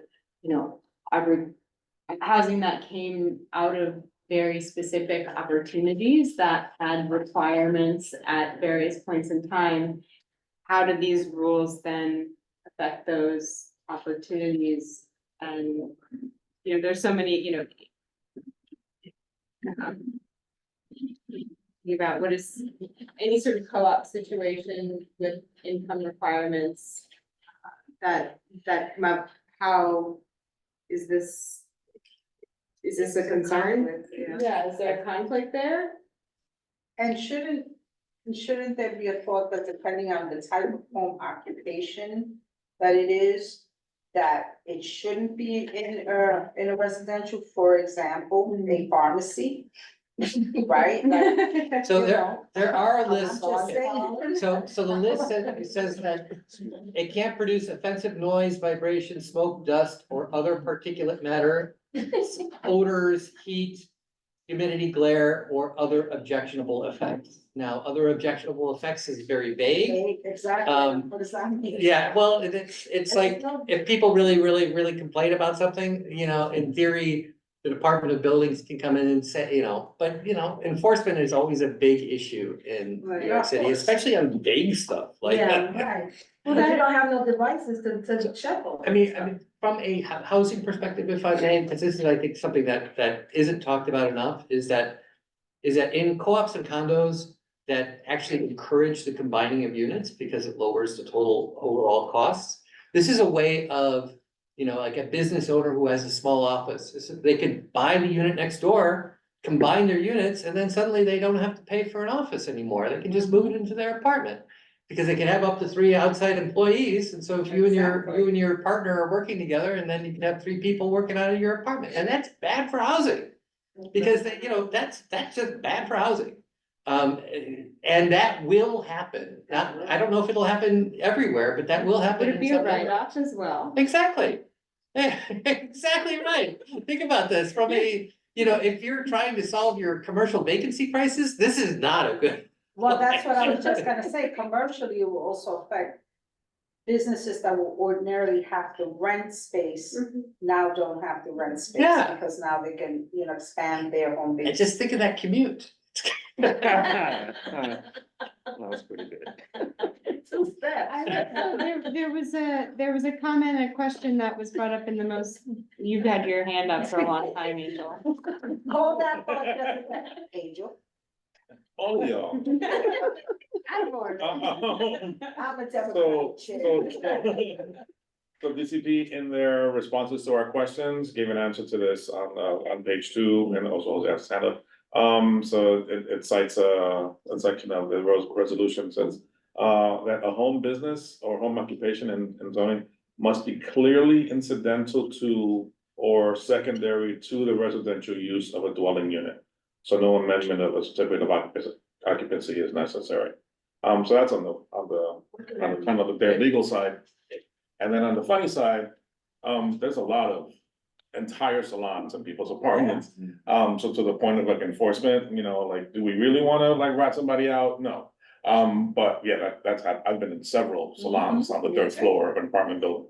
But anyway, and Jose had kind of. The way you measure incidental, is 49%.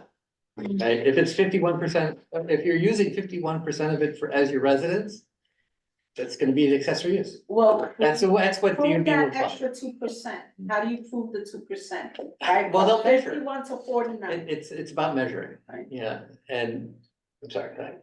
When you know an investigator, an inspector is coming, you move everything. Yeah. Files cabinet over there. That space. Jose? Wants to respond. Sorry, guys, and thank you, Angel, because you got exactly what I was gonna say. Right now, zoning, you know, if I wanted to start a business, I don't have to go through zoning on this. It's my responsibility as a person to establish a business and say, this is 40%, 50%, and I'm gonna run my business. I can run a pharmacy if I wanted to, because it's part of the enforcement component. Zoning is not gonna give me the actual permit to run a pharmacy or not.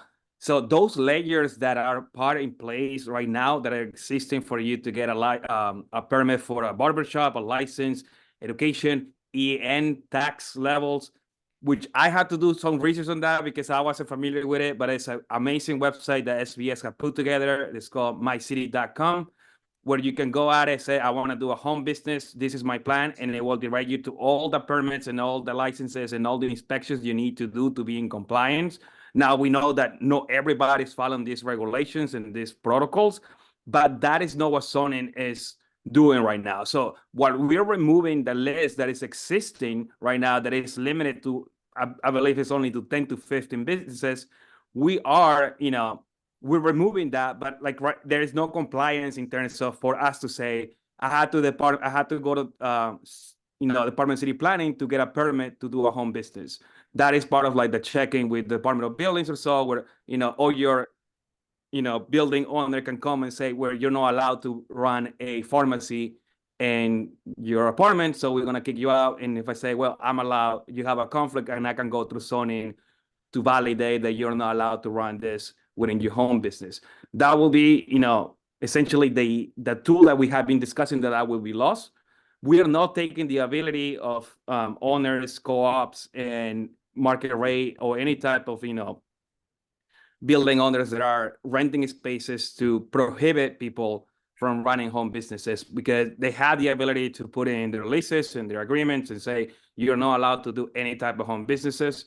And that will be the end of all, even though it's allowed by zoning, So, and the other thing is, well, as I find out, for things that, as easy as I could look, that you want to run a home business is extremely complicated.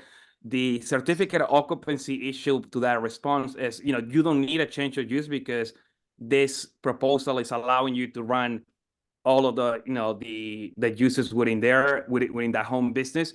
But if there were some changes to egress alterations, you will be required to get a certificate of occupancy for the building itself. So, that is a trick in there. And extending the 49% for 25% was in response to, people having those loft-like buildings that they can allocate 25% and has so much space for the workplace balance situation. And when you have a one dwelling unit or a small one bedroom apartment, having 25% is too limited to run a business, and to respond to that, we increase it to 50%. But yeah, just to clarify those things on home businesses, which there are a lot more layers than I thought there were when I was trying to run my consulting business. Yeah, so I just have a question that you're not gonna be able to answer, Ruby, or it's an easy answer. In thinking about and coming up with the idea of the 49% based on your experience and other factors that give you that, there has to be enforcement and inspection. And so where you change one thing, you're going to impact another department or another agency. And we know that right now, personally, I can attest to this, inspections aren't always done timely, or they're not done as thoroughly, or they're not done at all. So has there been any thought, because I know zoning puts down these regulations and they can change things and allow a lot of positive change? Have there been discussions, if this, then this, that if then statement that they do in programming, where should this occur, that these agencies are going to be prepared to potentially deal with an influx of, increased staffing if that becomes a possibility? Yeah, I can tell you of a specific, proposals that are triggering that. George just proposed the one with the Department of Health for life and science, which for me makes sense. This is something that you could, require some sort of increase, I don't know, like enforcement and actual manpower to do this type of enforcement. The idea is by simplifying the zoning that inspectors will be able to do a better job tracking these things. It's also in response of the small business forward report that highlighted the most common violations that are increasingly like very minimal to track, and trying to remove those because really didn't actually allow these agencies to allocate proper resources. I don't want to speak on behalf of them, but what I can say to you guys is like a recommendation like that will go a long way. I sent to you guys last week the December 28th release of the CURE program, and I can't remember what it stands for, but it's a response of the Adams administration to increase enforcement, or a partnership between nightlife, what is it called, like businesses and some type of representative for the small business services, a mitigation process, and allocating some specific website and specific processes. So I think if we were to put this into a resolution or something, it will be heard. I mean, we're in the process of public review. I think yes, while we're removing something, you definitely want to ensure that you have the capacity to increase on this. Yeah.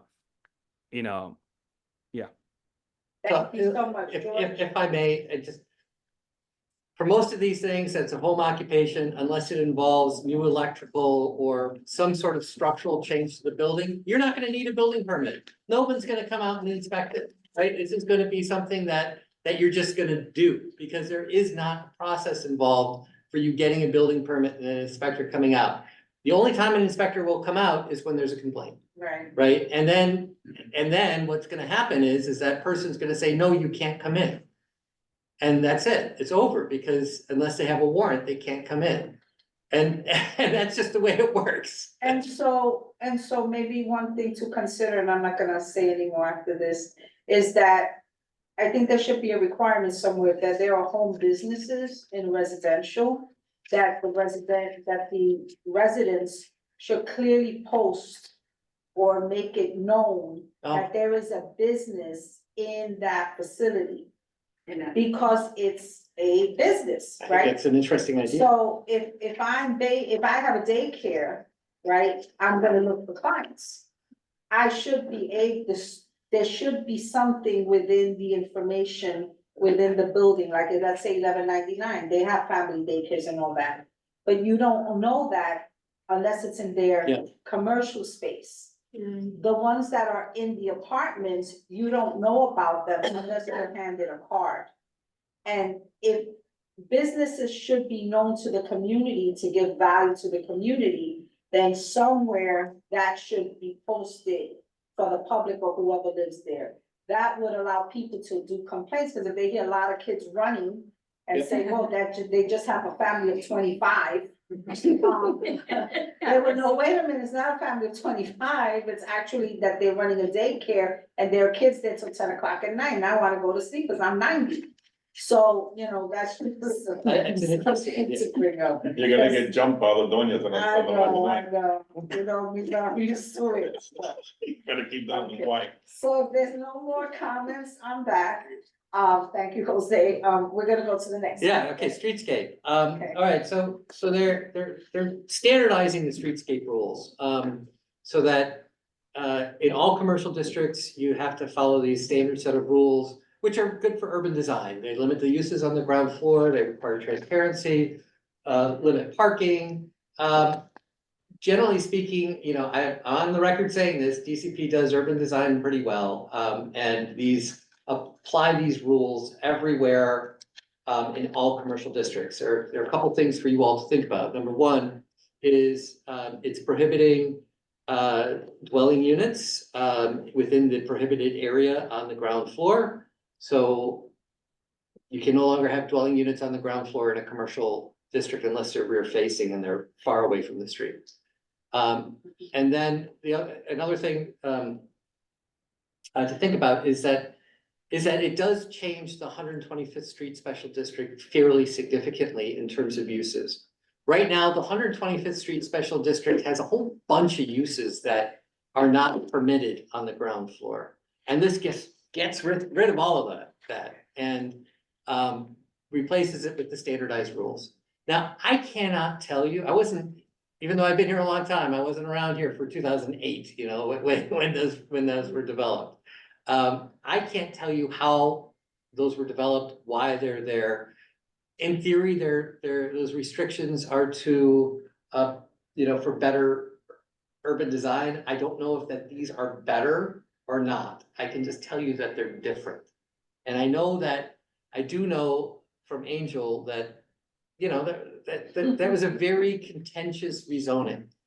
And there's again, a whole list of uses that are prohibited now that will be permitted in the future if this goes forward on the ground floor. Can you give us an Is there video? example? There is, Can yeah. you give us an example of maybe two that Like are? police stations, that was one I thought was really weird. So police stations are actually prohibited in I will pop it up if you give me a minute, and I'll read them to you. Okay. good. Thanks. I thought that was just like, all right, so it picked out police stations as something that would be prohibited in the special district, but 1 second, I have to find it. I mean, there's a lot of stuff to be built. And this only applies to new buildings. So these rules actually don't apply to the existing buildings. Okay. If I'm remembering right.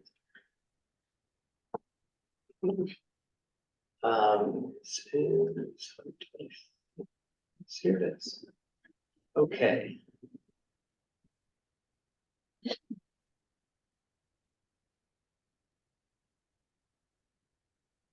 Okay. Use is not permitted on the ground floor of buildings. Sorry, George, this is from the existing special district, Existing special district which rules. was instituted in 2000. So no hotels, which right now you need a special permit for it anyway. no community facilities except for houses of worship or playgrounds. Which I thought was kind of interesting, we use group 4 anyway. Banks, no banks. No electrolysis studios, frozen food lockers, laundry establishments, loans offices, veterinary medicine offices.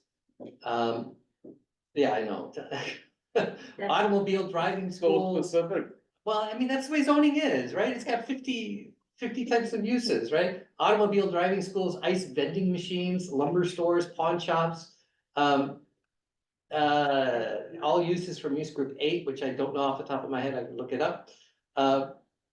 Health and, public auction rooms. Photographic developing printing establishments. What can you? Some of those are extinct.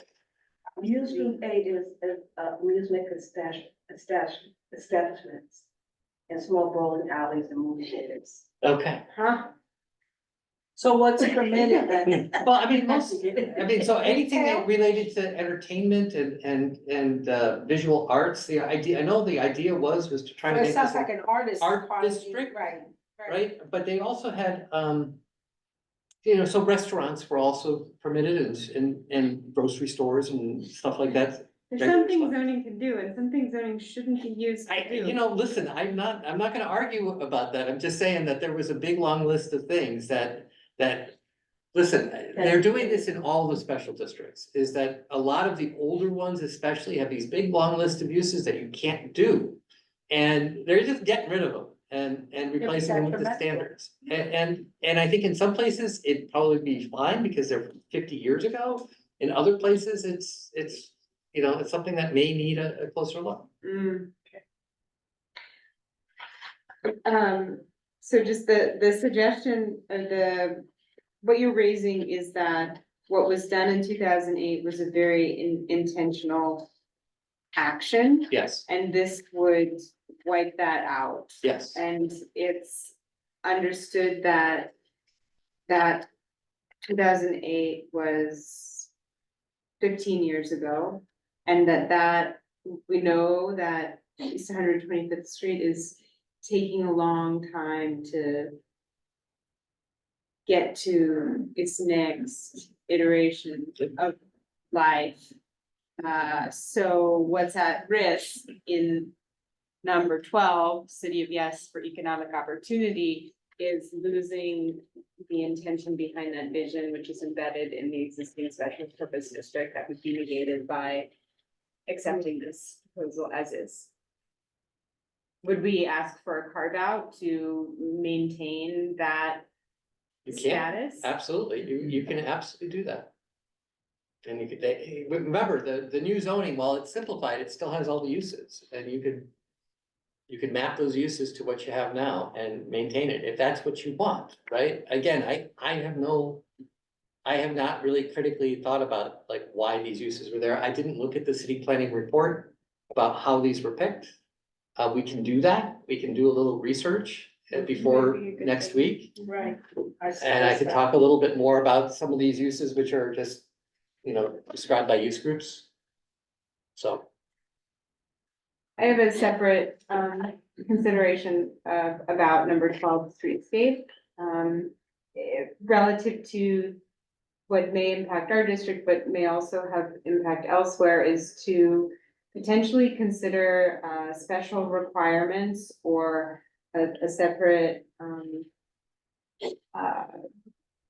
set of components for formerly red line districts where local culture is at risk for being erased because the buildings that were here are not, able to be maintained due to lending policies, et cetera. Perhaps in conjunction with LPC or PDC to ensure that those types of menus exist for commercial districts in formerly redlined areas. That the history that existed in places that did not have access to capital historically will just go away and look like every other commercial district if there's not a reason Oh. You don't want it to to say, get lost. if there's not a reason to say, was there a history here that we now can't see through a building? Yeah. And can we re-present it somehow with some sort of, facade articulation or paving something, or, DOT has a whole bunch of kid parks of doing things special. It here, Lower East Side, Harlem, places that traditionally didn't have access to capital that are hard, they're districts, they're historic areas that, are right now places that would be redeveloped and reinvested in, and that history would be lost unless it's kind of required as an extra action, whether it's an alt 1 or an alt 2. In DOB, where you check a box that says, this is a formerly red line district, similar to like a fire district or a coastal flooding district, formerly red line district, that then requires some additional consideration in whatever the design action is that would give a presence to that history. So in the streetscape of City of Yes, I would recommend that be a consideration.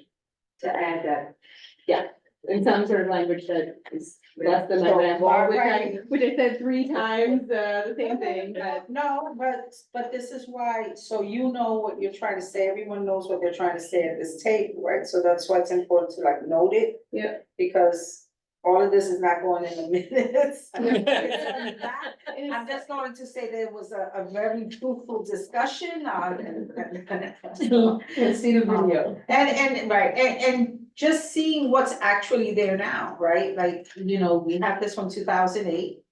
We don't know how that even has impacted the area, right? Like, has this even, was the vision ever brought to fruition? Is it there now? If it isn't there and you've had empty spaces forever, let's say, Yeah. because you couldn't fit that box, right, of what was told to you to do, then is that a good thing?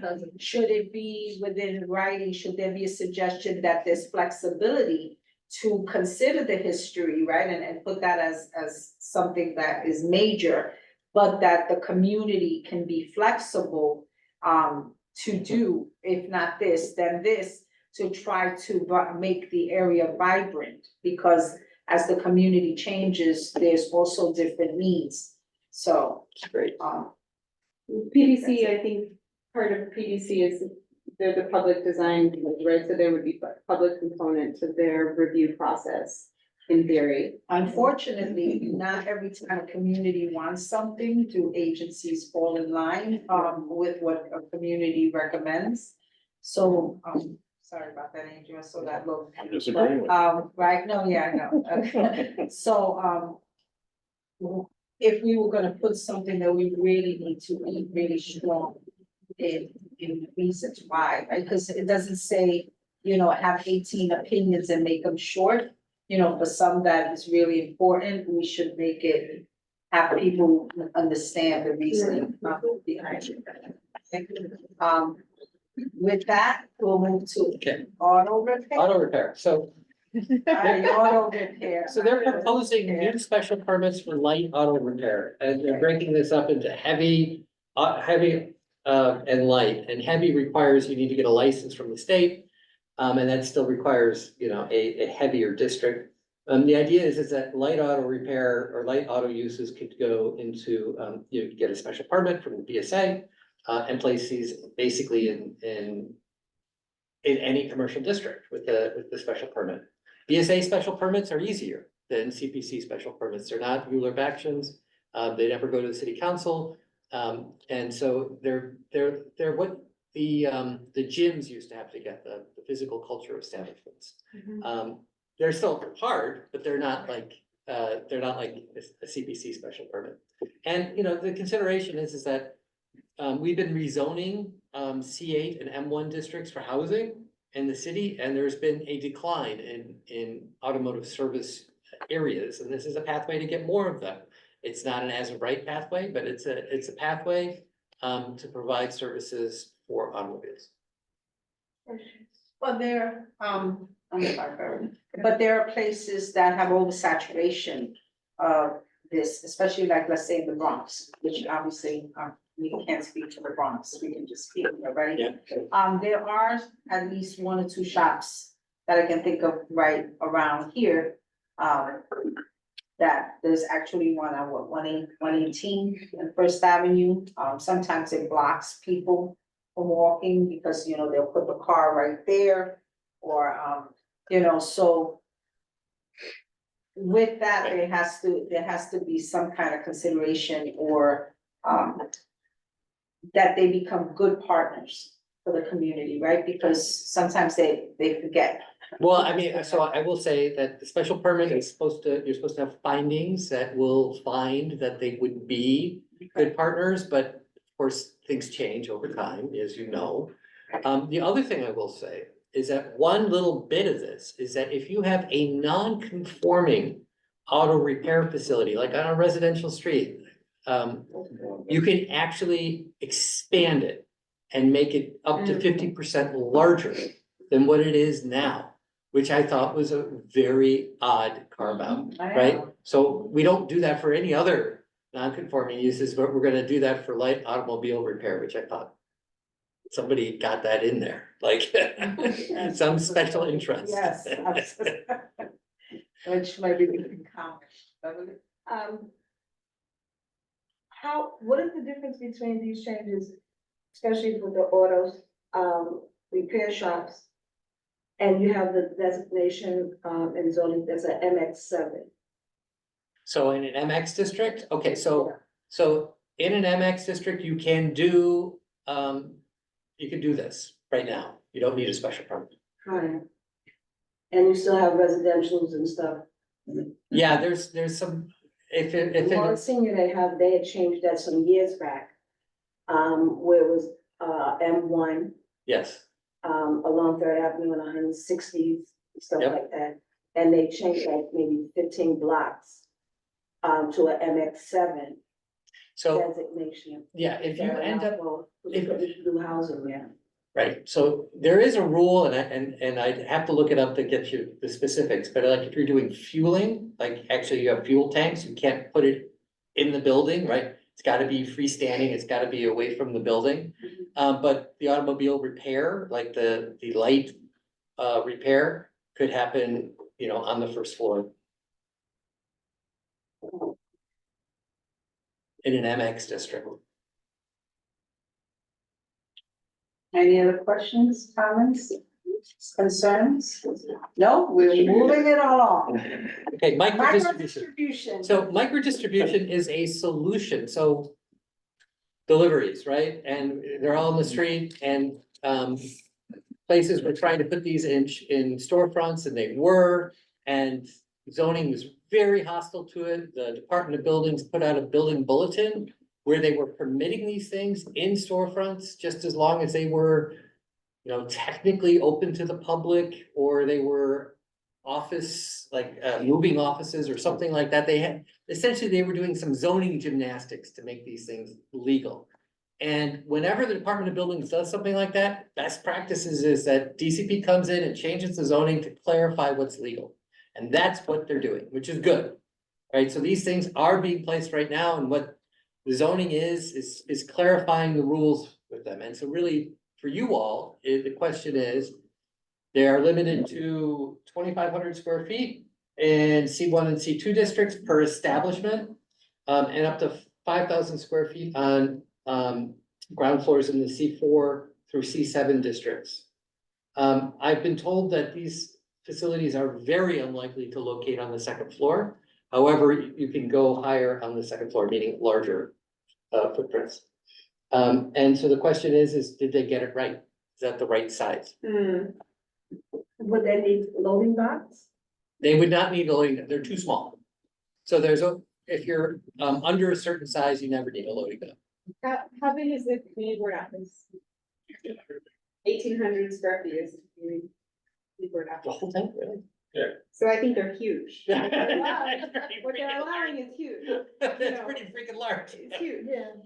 So we can comment to that, we can speak to the size. So I think so I think where that number comes from is 25 feet by 100 feet, which is a typical dimension of a full, tenement. size building. I think that's where it comes from. So is this a solution in part or an attempt to solve this kind of epidemic of Amazon and the like trucks all over the Yes. place, removing lanes and just setting up shop the entire day? Is that what this is trying to do? Yes, I would also say that the Department of Buildings already has tried to deal with that along with applicants who are doing this. And this is just formalizing a solution. That's kind of put together with baling wire right now.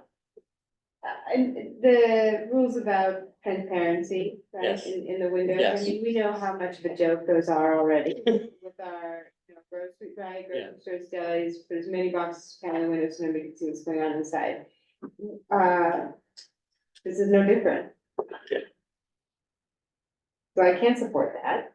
I mean, I know it's solving a problem, but when enforcement fails again and again to rely on that as a key, component of this actually being a benefit, or it's very difficult to say, yeah. And in regards to, the problem that we're having with, illegal cannabis shops, how would that, That has nothing to do with this. Oh, right? okay. That's, there, they got micro-distribution? no, they would not be called that. I think that would be, a use group 6, just a store. Okay. Is this is also where, Adem, your comment about oversaturation and proximity, places serving, not our neighborhood could be a similar comment to the comment that wherever that number 3 for the small scale production, I think this is a similar condition of, at risk for, being used as a place, not a neighborhood. So similarly, could an accessory retail component solve that issue or? That's how the Department of Buildings solved it, is that they say that it is, you have to keep it open, for some sort of retail use. And so you're saying is that you can have this as long as you have an accessory retail component. That's interesting. It's an interesting recommendation. I hadn't thought of that. Would it be a size, a certain amount of, square footage size? So it could be the size too. The one thing that was brought up at another board is that sometimes you have space to rent. And it is a certain size. And that if you have like a size limitation under 2,500 square feet, sometimes you're now subdividing an available space, which is not always easy to do. 2,500 feet, again, makes sense when you have tenements. Or you can say up to. Yes, up to, yes, and that's what that means, when it says up to 2,500, yes. I mean, when it says 2,500, it could be less than that. So where in our recommendations do we make the, implore, these are zoning regulations, but they need additional support at 311 for different kinds of categories of complaints to follow up with. There are, additional enforcement. Where do we really say those things are so important to So have? I would defer to Angel, but I will suggest this. I said I would defer, but I didn't say I would shut up. So I would suggest, right, that we think about each of them and where additional enforcement or recommendations of enforcement and what kinds of enforcement and what agencies are needed, right? And to me, that would be the first step.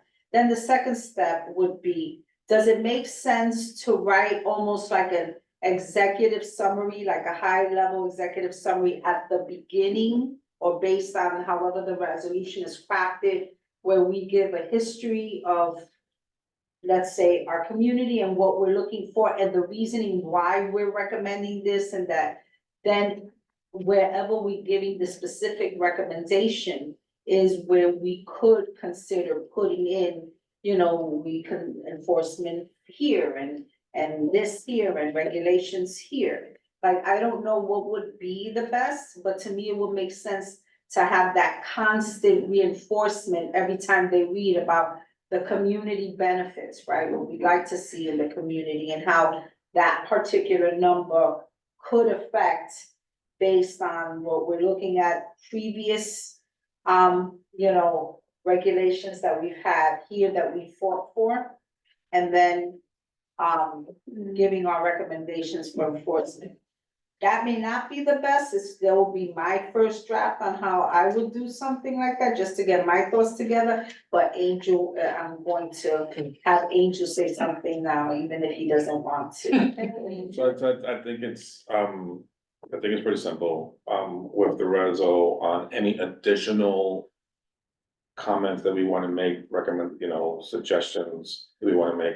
I think we just captured in be it further resolved, right? So I think we hit our initial resolve, on the 218. And then therefore be it further, then we, it's a proposal of this, proposal of that. And then I think there, then we have to be strategic in who we're sharing it with. Right, because if we send like policy recommendations to DCP that aren't in their purview, they may share it, but they're not the ones enacting it, so it's as far as they share it. I think you wanna hit the people that actually do it, so maybe it's a certain deputy mayors or the mayor's office or agency heads. See, that's why I said it. Right. All right, anything else? Is James, George James, Oh, no, I was gonna go on to the next. next? Okay, so the next two we can do together, I think, You okay, sure? Okay. because they are new authorizations. CPC authorizations, one is for corner stores, so if you're in a residential district on a corner lot, you could have a small store up to 2,500 square feet. And the other one is if you're in a large campus, like a NYCHA campus, you could have a store or production use up to 15,000 square feet. A CPC authorization is essentially where the CPC says, yes, you can break the rules. It is not a ULURP action. They ask you for your opinion. So the community board will be asked for their opinion, but the city council has no say. Right, and so the applicant would come in with an authorization request for this. It would be forwarded on to you for your comment, and then the CPC would make a decision. They would not hold a public hearing, no public hearing at all. So how is this gonna be used? So what they've said is that, well, this is for the corner stores on Staten Island, which has a lot of residences. And while that may be, I do think that this is a way for, as I pointed out, there's a church on 90th Street on Fifth Avenue, which has a store in it, they're getting fines from the Department of Buildings right now because it's illegal, because it's on Fifth Avenue, a residential district, and they just pay the fine and have their store. This is a pathway to legalization in commercial, in residential districts for these uses in areas where there's a demand for them. So if you I think churches or other not-for-profits that own property, like they're property rich and cash poor, may very well use this as a way of trying to make money off of their properties. So, a quick question, and then I'll defer to Angel. Community, and I hate saying this because I'm very, you know how they always say community boards' opinions are advisory? Yes, they are. Right? Yeah. I happen to think they're valuable, and I think other people do it. I think Community Board 11 and its advisory, opinions and resolutions have been enacted, by Yes. the boards and stuff. agree. So my question is, because community boards are considered advisory and then the city council is not asked to opine, is this a mechanism to disregard what a community may feel? Because community boards are quote unquote advisory. The way I would put it, Nilsa, is that this is a mechanism that's not a variance, not a rezoning to get Right. people what they want, an easier way. That's relatively small, right? We're talking Okay. about 2,500 square feet or 15,000 square feet on the big campuses. And you know, if it were me and I could wave a magic wand, I would say that this should be a community board decision, period. Yeah. Right, But I think that would not change, advisory. I think that would require a change to the charter. Mhm. And so maybe that's something to put in our resolution. Alright, I just wanna say, this is the beginning of NYCHA infill, right? Or it's not the beginning, this is a major step, and without, the housing opportunity package, which is going to crack that nut wide open, in my understanding. And our, concentration of NYCHA campuses in East Harlem, this is going to potentially have a huge effect on, and I don't, personally, from my sort of professional mind of urban design and street activation, thinks this is really potentially a good thing. My neighbor friends across the street at Washington Houses who don't trust the government, right? In so many ways, this is a problem in what's being proposed and how it's being proposed. so both of them are separate, even though we're Yes, they are. discussing it. So our opinions regarding, let's say, the campus commercial can differ from the corner Absolutely. store.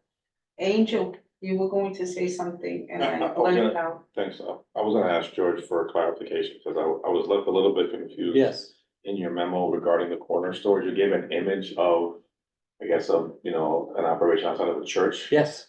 Can you explain like what that image is showing? Like, is the So- store, it is entirely just a space outside of the building? No, that's their That's- outdoor cafe part of it. They have it indoor. So the Church of Heavenly Rest on 90th Street and Fifth Avenue Mhm. has a rented space to Stone Cafe. They sell coffee, and so people who are going into the park, you know, to go walk their dogs, they can go get a coffee and stuff. shop. You know- Location.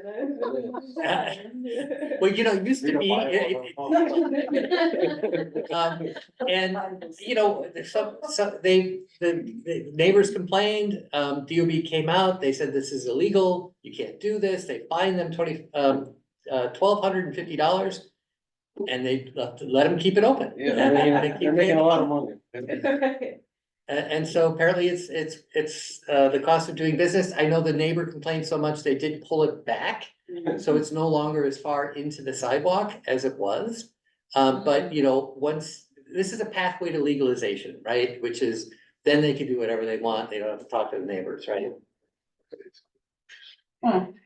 So Niels, your suggestion that, well, George just said should be our decision.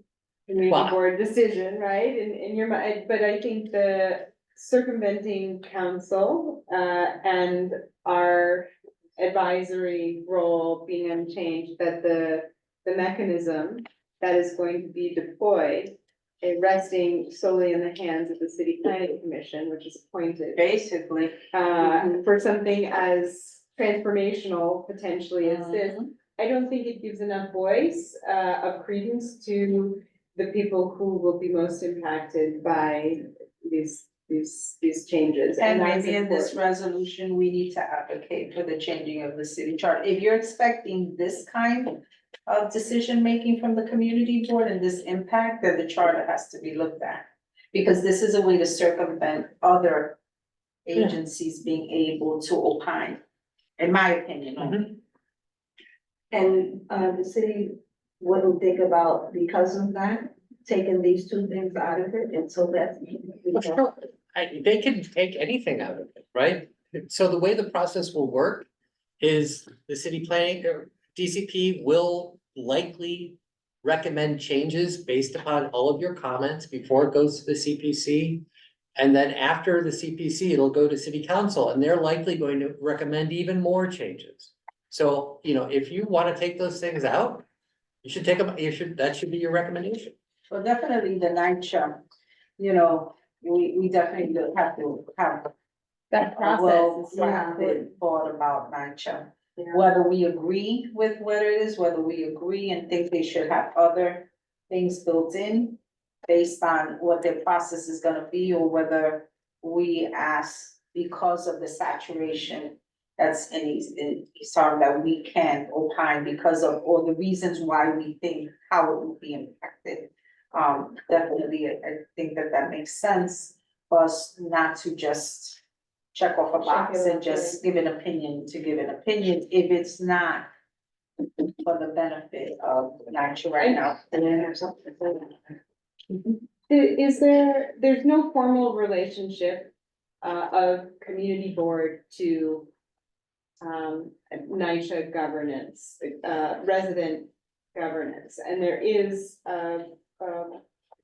tenant leadership, there's no requirement for tenant representation in this process if there is something cited on a NYCHA campus, and that's, I think, where I have the biggest problem, is that there needs to be a requirement for that, and that's its own politic, I Right, know, well, but. you know, like the community board does, interact with, the tenant leaders, Mhm. you know, on occasion. I think we've been doing a good job the last few years.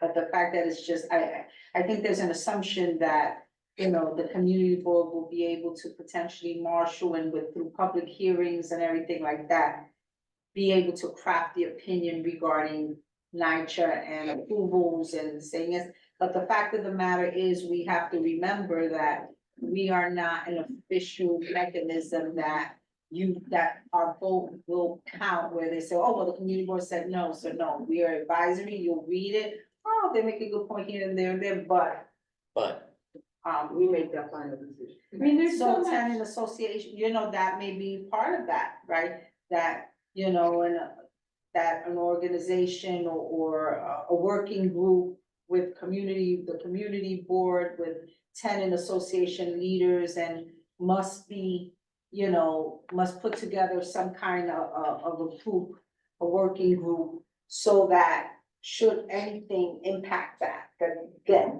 they together as a coalition should be, you know, something like that. Where would something like, employment opportunity requirements for campus residents go in, any sort of, if there's a commercial space, or if there's an opportunity, if something's being cited in your backyard, literally, shouldn't there be a kind of, Well, sort of first that can- opportunity to, you think of, That can be something that we obviously can opine, especially with the Economic Development Committee also looking at this. There may be something that they're opining on. I just gotta say though, the fact that it was put out like this to begin with is a little strange, isn't it? I mean, doesn't that make one kind of skeptical of the whole thing? I mean, like in 10 minutes here, we just came up with all these reasons why this makes no sense. And to let an appointed person make decision that I think we know is not someone who's gonna be impacted by those decisions. There's no input there. I mean, I'm just like frankly surprised that, I get it's a draft, I get there are gonna be changes, but like, why is this even what's on the table at this point? And that does make me skeptical about the whole thing to an extent. So there was a planning process that was, and a plan that fed into these recommendations and others. It was not a public process.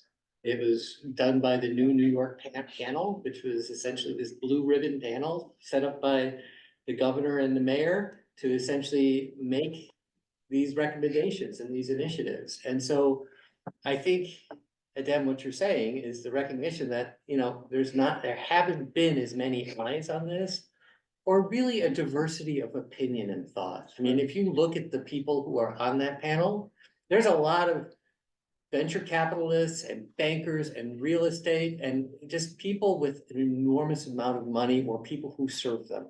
And no NYCHA residents. And no NYCHA residents, and I don't know that there's a single community board member on there, right?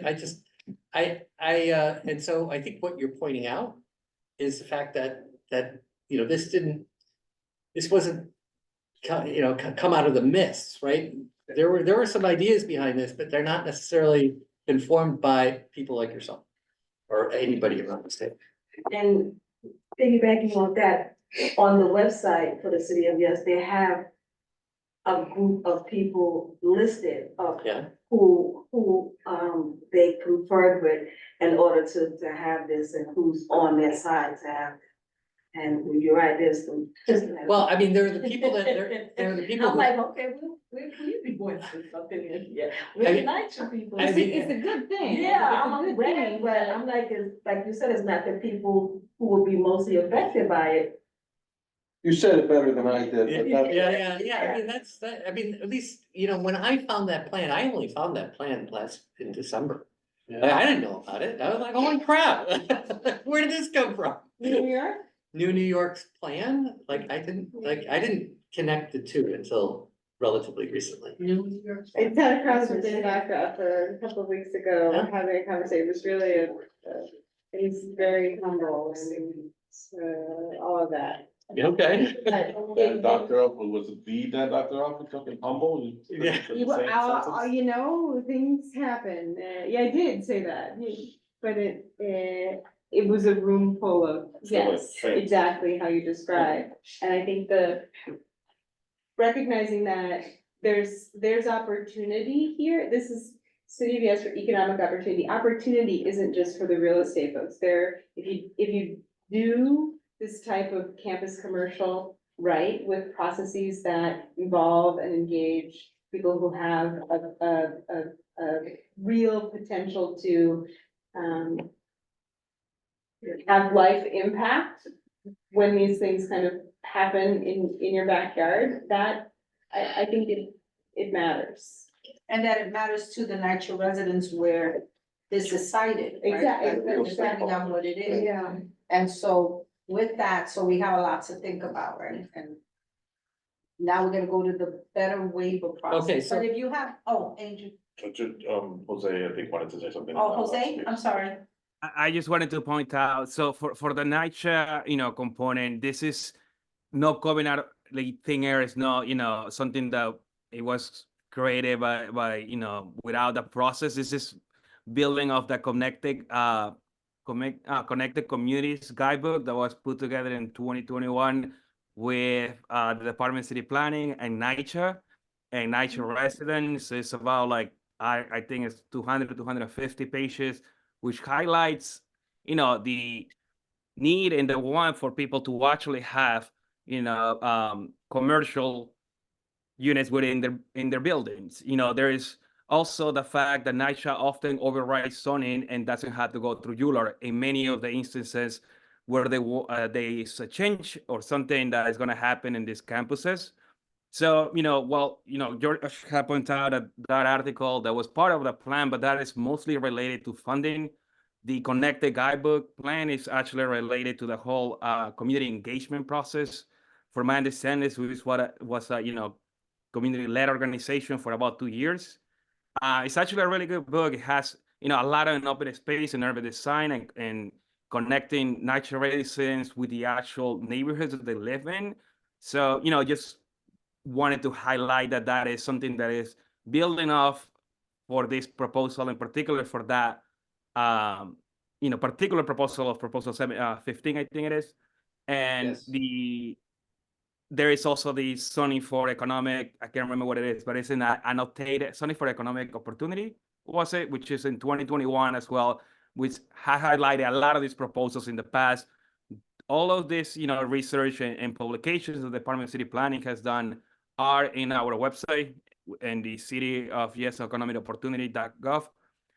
You can just put City of Yes Economic Opportunity and you'll be able to access all of those publications from, we had 2012, we had the blueprint, which was put in this administration as recently. Just, pointing out that a lot of work has been consolidated into the proposal, actually. So it's not just something that we had ignored community residents or community input. I will just also say that in support of what Jose is saying, is that in 2015, this community board did a lot of work in the East Harlem Neighborhood Plan, and ultimately there was a recommendation to do a commercial overlay on the NYCHA campuses between 111th and 115th, and on Third Avenue and Second Avenue. The idea is, nothing happened there, but the idea is that if somebody wanted to put in, if NYCHA wanted to put it in a store, they could. And that was supported by this community, to have that overlay put in there, by most. I think there was some. Once again, the idea, I just think we're talking about the way to move forward if it happened. I don't think anyone thinks this is a bad thing. It's just about how the procedure and Right. who would be consulted, yes. Yeah, I just don't like when we start responding to things that have been said with things that were, not you, George. but Yeah, no, I get it. I get the tone here for a second change that we were against this happening, and I don't think anyone in this room said that, so I just wanted to say that. for the Yeah. record. Mhm, thank you. Next. All right, so I wrote down, so, just to be clear, Jose, you're saying that, the sources that you've mentioned are in the city of Yes, for economic opportunity on the website. So if I want to download, like, connected communities, I hope not, because you said it was a lot of pages, but if it's something that I can read on my computer, I can look at that. Would that also say how, let's say NYCHA, right? Like if we're talking about NYCHA there and connected communities, would it say how NYCHA would expect to be, engaged? Should something happen on their campus? Would I find that answer there? Because I don't want you to answer it now, because the meeting is really hanging on long, so and I know everyone's tired. So would I be able to find that kind of information there on how they want it? Okay, thank you. All right. So are we up to? 17. Which one? 17. Better waiver. Yeah, Okay, you're so- getting there, George, you're getting No, there. the 17, better waiver process, it's the same authorization that we're talking about, just for different circumstances. So if you have a non-residential building in a C4 through C8 or an M district, and your building envelope doesn't fit what you want to do, instead of getting a rezoning or a variance, you can go to the CPC and say, I need a different building envelope for my building. And again, it's a non-ULURP action, won't go to city council, you'll be asked for your opinion. One of my things that I thought about this is that they, in terms of the findings and the application, they don't have to explain why they want the waiver. They just have to want the waiver. They don't have to show a justification, like we want to build a film studio that has very bulky, boxy, form that breaks the sky exposure plane, so we want to be able to do that. And that may be fine, but that should be, I think, should be part of the application, right? It should be part of like the whole rationale behind it. And it's not part of it's not written that way. But there are some reasons to do something like this. There are legitimate uses that don't fit into the standard building envelopes. And so the question is what do you do about those? Do you make them go get a variance or rezoning? Or do you give them an authorization, this lesser path? I really, that's largely up to you all. And again, this lesser path does not involve city council, it's an authorization, right? And so the final say goes with the CPC with no hearing. Let's put that as the mechanism that seems to be the common. So authorizations are growing in this, and authorizations, you don't normally only see them with fresh applications. Fresh applications are authorizations. And so you have seen them, but a lot of the boards have like never seen, them, right? Or rarely seen them. All right, so please, if no one, there may be no reason to be bothered about the authorization being done by CPC or any other agency, depending with no hearing, things like that. So that's something for us to consider in our recommendations. Should there be more other agencies, more, should city council be involved? Is it a way of eliminating them so that they don't have to justify more or be called into question?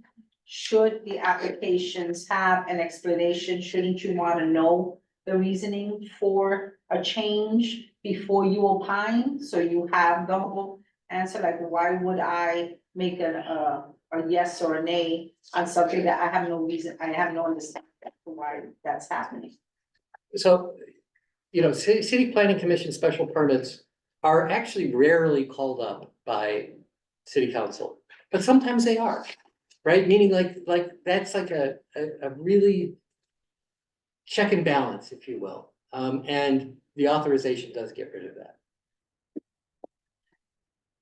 Or If there are no more comments on that, we are getting to the the last one. one. So, they're designing new, zoning districts, which don't exist right now, and they're not putting them on the zoning map. Right now, an an M14 is a 2 FAR district, an M15 is a 5 FAR district, and an M16 is a 10 FAR district.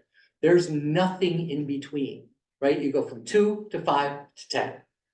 And what they're doing is they're filling in the gaps in between, which is a great idea. It's it's so, you wanna have that. That's an endorsement. Well, I mean, it's always Yeah. been, it's, you know, sometimes you want some fine tuning, right?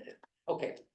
But the other thing is that they have a very bulky, very loft-like, what they call it loft-like, building envelope. They're not governed by the sky exposure planes, right? And so, you know, there may be places for stuff like this, but you really, you know, some of these can go up to 15 FAR and unlimited height, right? And so they're not really loft-like anymore, right? They're Hudson Yards type of buildings. Again, they're not being put on the map. This is just for where they would be appropriate. And they're a little bit more tools in the toolbox. The only thing is that if it fits within this new envelope on 17, the one we just talked about, and then it needs an authorization. But if it does not fit within that envelope, then it would need a special permit. So these two are kind of related because they show you the extent that the authorization can go. Wait, but to map the M3 or the new district, you will need a rezoning action, which will require a ULURP, right? So Yes. it will go to the community board. It will be a process of approval and public hearing require, and on all of that process for those.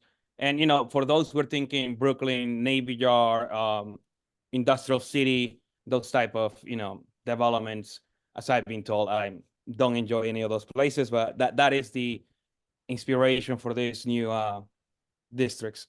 We hope that they are used because they have the flexibility as the bulk allows it, but we'll see. You know, those are very futuristic thinking and see what will be next. This would be in C2, C1s and C2 areas? No, C4, C5, no, the higher density ones. So their new district designation, one is a C7, right? And then the other is, I think a B designation under M. So they're just completely new designations.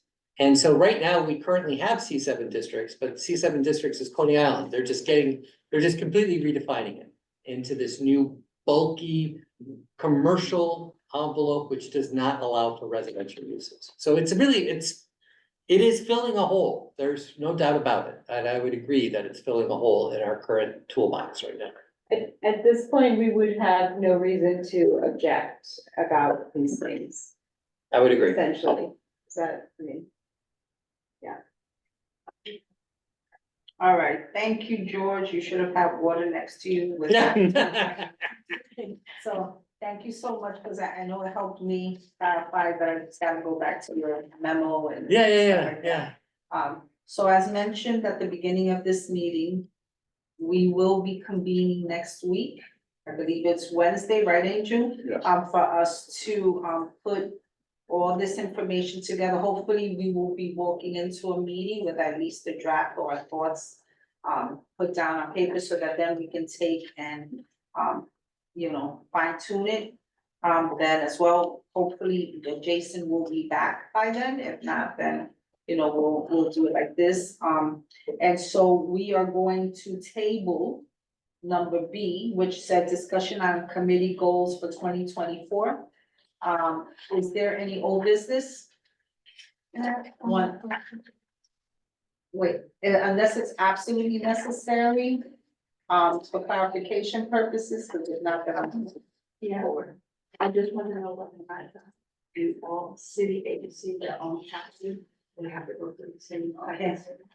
Speak a little louder, so I'll allow the question. George. Yes.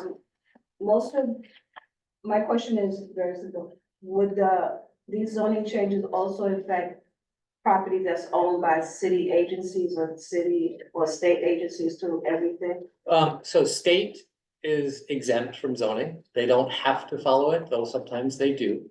But city has to follow zoning unless they get something that's called a mayoral zoning override, which sometimes happens. Which they got for the Clusters. Yeah, Hmm. sometimes happens. Okay, with that, you're welcome. With that, old business, Angel, So I don't have old business. Jose had something to say and then I have something to say okay, about process. Jose? Yeah, it was just quick about, I know, Xavier sent me a question about the vote. So just to clarify, the vote hasn't been scheduled yet. We, as we said before, we are encouraging all boards to submit their resolutions, recommendations, the beginning of February, as that letter said, which was very ambiguous. But what we were informed as recently as 2 weeks ago was that, the commission will receive all recommendations up to February 15, although we're encouraging community boards to do it a lot sooner than that. We didn't have the public hearing scheduled, which is January 24th, which, I will remind the community board to, if they are available to attend the public hearing in January 24th, we're expecting a hearing about 6 hours. If you haven't heard enough about, City of Yes Economic Opportunity, but this is the public hearing. Well, the commission will be, you will be able to do a public testimony and all of the, regular process of a public hearing. Will that be also virtual? Yeah, it's gonna be virtual. You can sign in for testing. You can send, written testimony. You don't have to be present. You can send it in advance, and that will be shared with the commission. It starts at 10 a.m. On January 24th on a Wednesday. Thank you. Jose, how late is CPC accepting written testimony? Sorry, where? So as a part of the hearing, not the community board, as a part of the hearing, how late is the CPC accepting written testimony? February 15. That's where, all testimony will be shared with the commission, even, the resolutions and everything will be extended to February 15. We haven't scheduled the date, so typically it will be around 2 weeks before they vote. So as now we are saying that February 15 is a natural safe date for the testimony. For And- everything, including non-community board testimony? Yeah. Okay.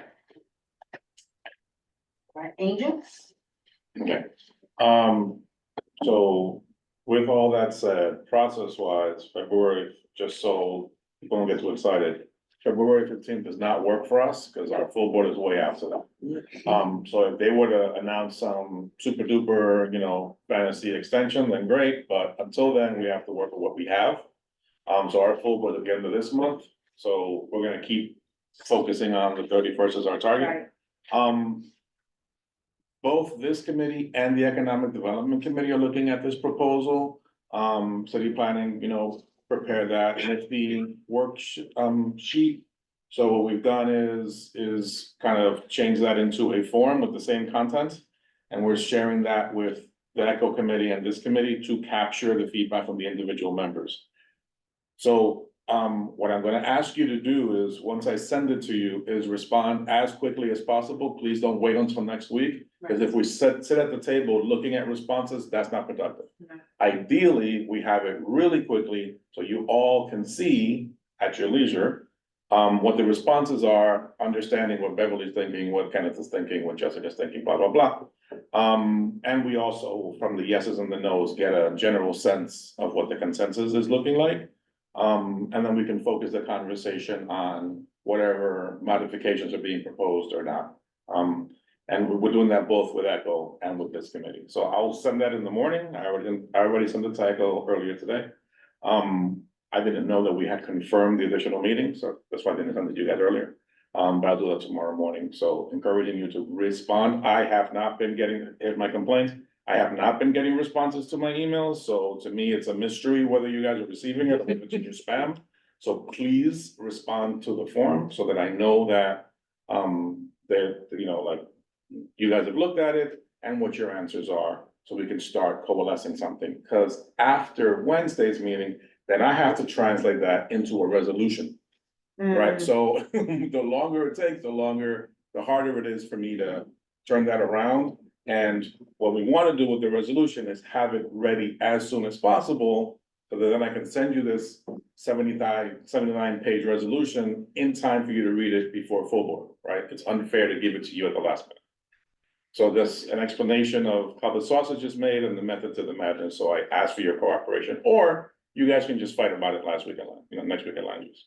And I'll just go to my office. We'll give you some. Can I also volunteer that I'm not gonna be here next week? I have another community board I need to be at, and so if you have any questions in the meantime or things come up, you can email me, but I'm not gonna be here.